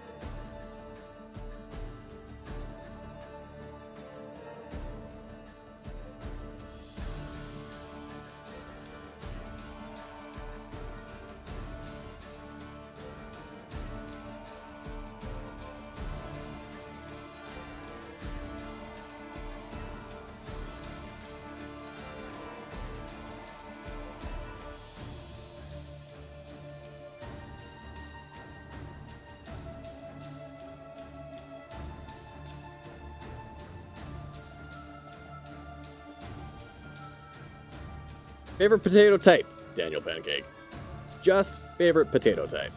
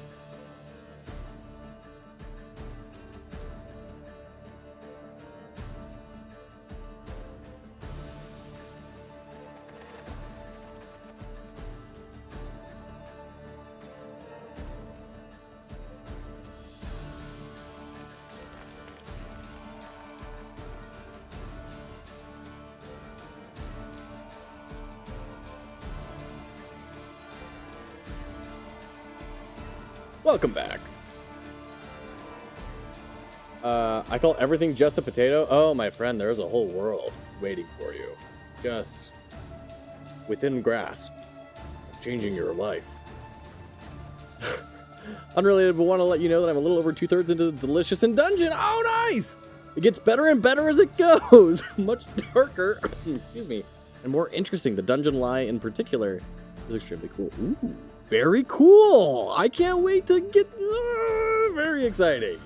I'm so glad it's been a good one for you.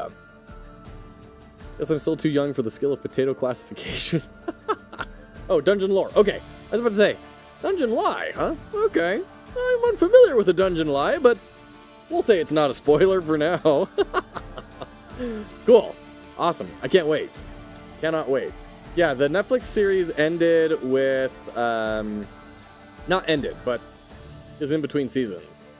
When Sister is a chimera, and they're like making a plan to go and rescue her and deal with the dungeon and stuff. So it's like, from what I understand, it's not all that far in. You're probably farther than that.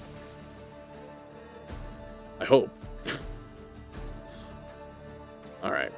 This is a boss fight. Let's use some consumables. We're going to initiative and scramble and enemy head count.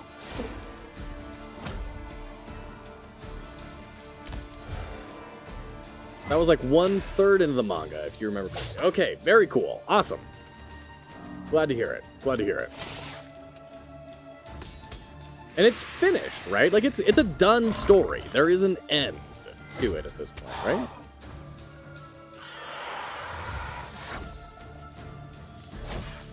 $72 health. I just saw this guy. Holy crap. It's like drained on the hero. Add a random status of the draw deck. Oh, actually, that's going to help me a lot. Okay. Oh, you. Ooh, Gut punch. And then takes us to what, 11? Yeah, we gotta do that too. Woof. Let's use this other wheat. 97 chapters total. Cool. Awesome. Hey, you need to not be up front. Thank you, Armored Striga. Push this guy back. Push him way back. Do not like this guy. Yeah, he doesn't have any ranged. Great. Scramble. Love it. Love to see a good scramble. Aim and strike. And then I guess we'll just do an axe blow. Get a dizzy set up. Oh, do we not have our powers even? Hey, hey.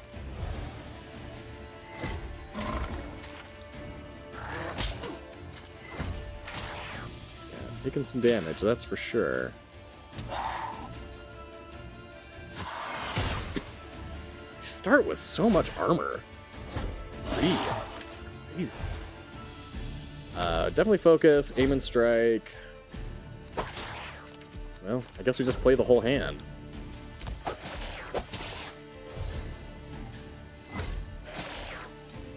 We miraculously don't even take damage this turn, actually. That's crazy.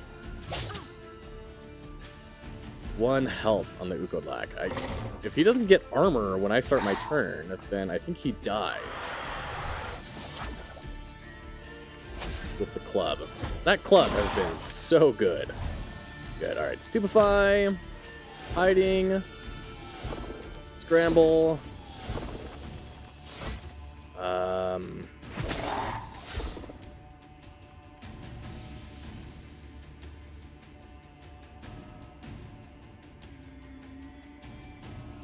think we do buying time.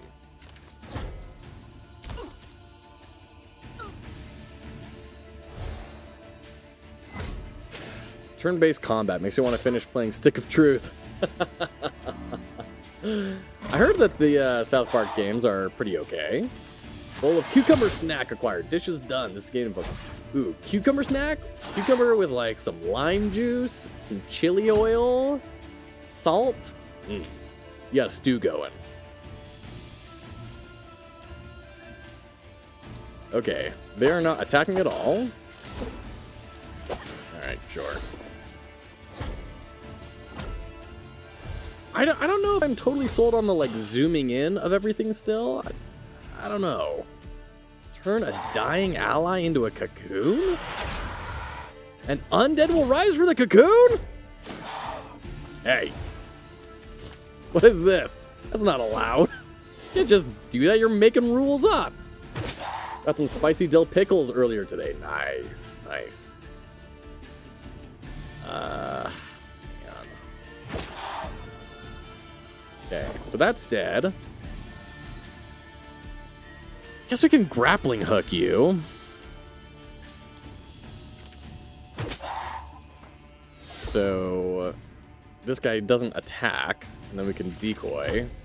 Sure. Ooh, no hatching allowed. Prevent any undead from hatching during the battle with the 3-souled Bosorka. Nice. 41.6%. Love the game, but I can't imagine you playing it. Feels like it's too edgy and vulgar. Those witches are rough. Yeah. I don't know. I can appreciate a good South Park. That may come as a surprise to some of you, but yeah, I can definitely appreciate a good South Park.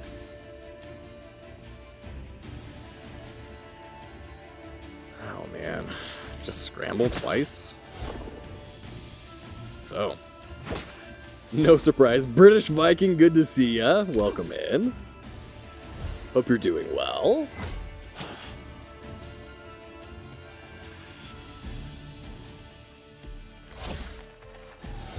Yeah, we're getting tons of dizzy on this guy. There's freaking 12 dizzy on him. It's going very well, thanks. Yeah, we, I don't know if you're aware. Excuse me, sorry. Recovering from an illness. Still have a little bit of a cough. But, yeah, we, secured employment. Got a job offer. So we start a week from today, so very exciting to not to be afraid of dying anytime soon, which is great. Almost the end of your shift, then maybe gym time. Nice. Very, very good. Good for you. Good. You know, a lot of people in the chat have been about to head off to the gym. There's something about that here. The itch follow, you should post your itch on Twitch profile. I just now followed you. Oh, awesome. Thank you, Programmer Jeff. Very rad. Okay, we're going to do Gut Punch, Cleave.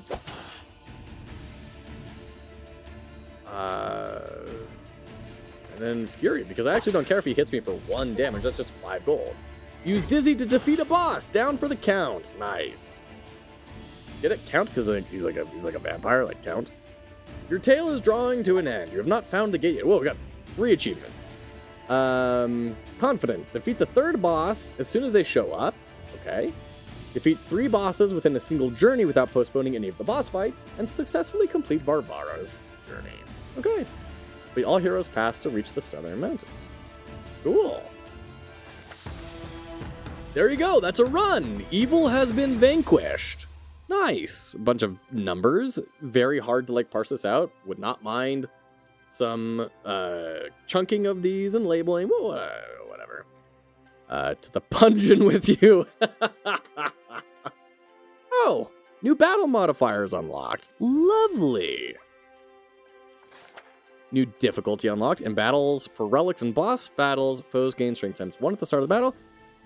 This is what I want to know. Are you going to give me a reason to do this?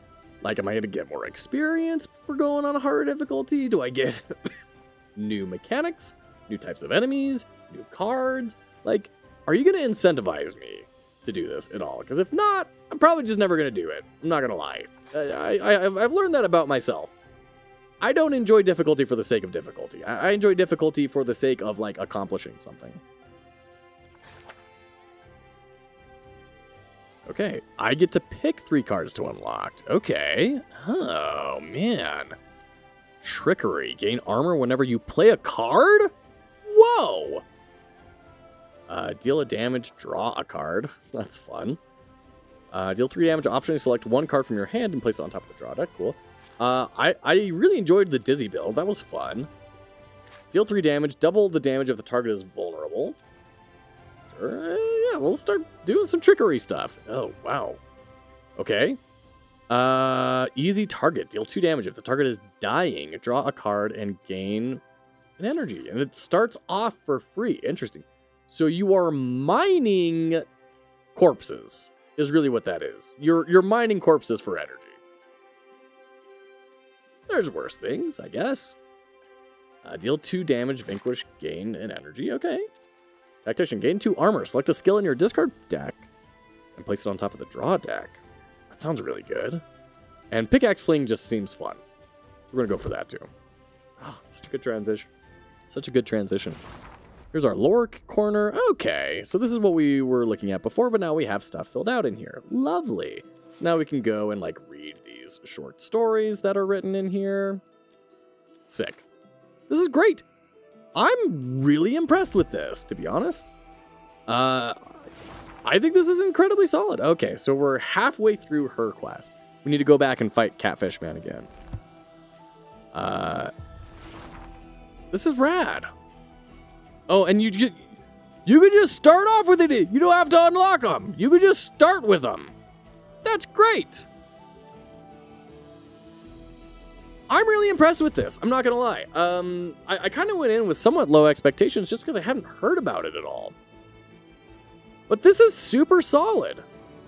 Like, is this worth 20 bucks? It's on sale right now for 20% off? Yeah, it's worth 20 bucks. I hardly believe that. That one run took us 3 hours. Granted, we were going slowly. Going slow. Talking with chat. Reading through everything, right? But there's... Not only is this a really good game, but there's good stuff to learn from, especially just in terms of polish, right? And not just visual polish, but really good UX in a lot of ways. We did talk about some ways that they could improve, right? We talked about like how this shop screen could feel a whole lot better. Like this does not work very well. This all of a sudden feels very neat, tidy, and organized. Like there's some small things they could do. But overall, dang if that's not a really good game for a good price tag that we could all learn from. Their usage of this like fog emitter is great. The particle usage to bring life into things, fantastic. Like even like I don't think a lot of us would have the resources to be able to do some sort of cool book flipping animation, right? But the other stuff we can do, stuff like this, yes, you can do. You can do this. You know how you do it? You look up old manuscripts and you copy it. All you need is the idea, and you're resourceful people, you can figure out how to make it happen. Mine as well. Each character has essentially all their own cards and unique playstyles. I'd say the price is very fair. That's really crazy. Dang. Yeah. No, color me impressed. Color me very impressed. Tales of Old Rus, Deathless. You can find it pinned in the chat. Really good. That's really good. I'm going to be playing this a lot more. Which is not good, because I just got a bunch of stuff on the Steam Winter Sale that I need to get through. So, like, that's not going to help me at all. Book opening animation challenge. I mean, you can't deny it. Like, if you spend the time and you get something like that, that's a really good entry point. That's going to get people really impressed really early on. Right? We talk about the reservoir of goodwill that people come into your games with. Like, if you have something like that, or the Kano model as well, right? All right, hold on. Before we jump off for the night, hold on. We'll do this. We'll do this. Kano model. Right? That's a big delighter. That is one of those things that like provides a whole bunch of enjoyment and delight to the user for not as much work as like building a brand new character, right? It's something to think about when you are building these, even if maybe you don't have the artistic ability to do something like that. Maybe it's worth it to learn it so that you can pump out this delighter, pump up that reservoir of goodwill that people come into your experience with, so they're more willing to get through like that really tough tutorial. It's another thing, right? This is our job as designers, that we look at the full experience and we might say, hey, the tutorial is rough. We can look at optimizing that tutorial. And maybe that's a good route. But we can also look at making it more emotionally smooth for people, where we make a 7 out of 10 moment like a 9 out of 10 moment before they get into the tutorial, so they're more willing to grit it, to grit their teeth and bear through that tutorial because they saw how cool of an experience we could deliver up here. So now they're willing to go through all this other stuff and get through the other side. There's a million ways to tackle any problem, and that's our job as designers, is to figure out what is the right route. This game really oozes style and sticks to its storybook theme. I love that you can learn Slavic lore from it as well. Yeah, totally. I really need to learn how to make decent games with animations and whatnot. Like that book, I have no idea where to even start. I'm with you. Frankly, I'm with you. One thing that you could do pretty easily, I believe, if you have some amount of programming knowledge, is instead of doing a book turn, you could have a sound of pages turning, right? And then roll fog across the screen. That is a mask for the next screen, right? So like it wipes out this screen and leaves the next screen behind it. And then with the page turning sound, it will sell, it would have a decent chance, I feel, of selling the illusion of, oh, we have opened a book. Still feels really good. It's not quite as slick, but it's a way that you could really make it work. I'm guessing it's a 3D model with multiple components. Front cover, each individual page. I would imagine so, yeah. Because it looks like this UI is on the page. It doesn't like fade in when everything comes in, right? That is in the book. So there's ways you can fake it. There's ways you can make it happen. Even if you just have a screen like this, and you notice like the subtle curvature here as it gets closer to the spine. This slight curvature in this part really sells that book illusion again as well. You can see here, it's a little bit awkward, right? They go from like this really tightly defined line into now the background art. So it's not perfect, but boy, does it sell it very well. Love little details like that. Yeah. I should do a spaceship opening, then the player focusing on a screen in the spaceship as where the game plays. I could totally see that. I mean, Astrobot is a really good thing to look at for like how to do a satisfying opening of a spaceship, right? They've done such good work on entering and exiting your spaceship, which is really just like jumping on top of it. But there's Astro's Playroom, where you like pop out of the spaceship at the start of the game. It's such good stuff. Anyways, guys, this has been awesome. What a great night. Thank you all for hanging out. For everyone who is gone now but was here before, thank you as well. I have loved this. I have dearly missed this. I'm very excited to be doing more of these in the near future, certainly more than have been over the course of December. We're gonna keep on doing a lot more. We've got Path of Exile 2 to play through. We've got Marvel Rivals. We've got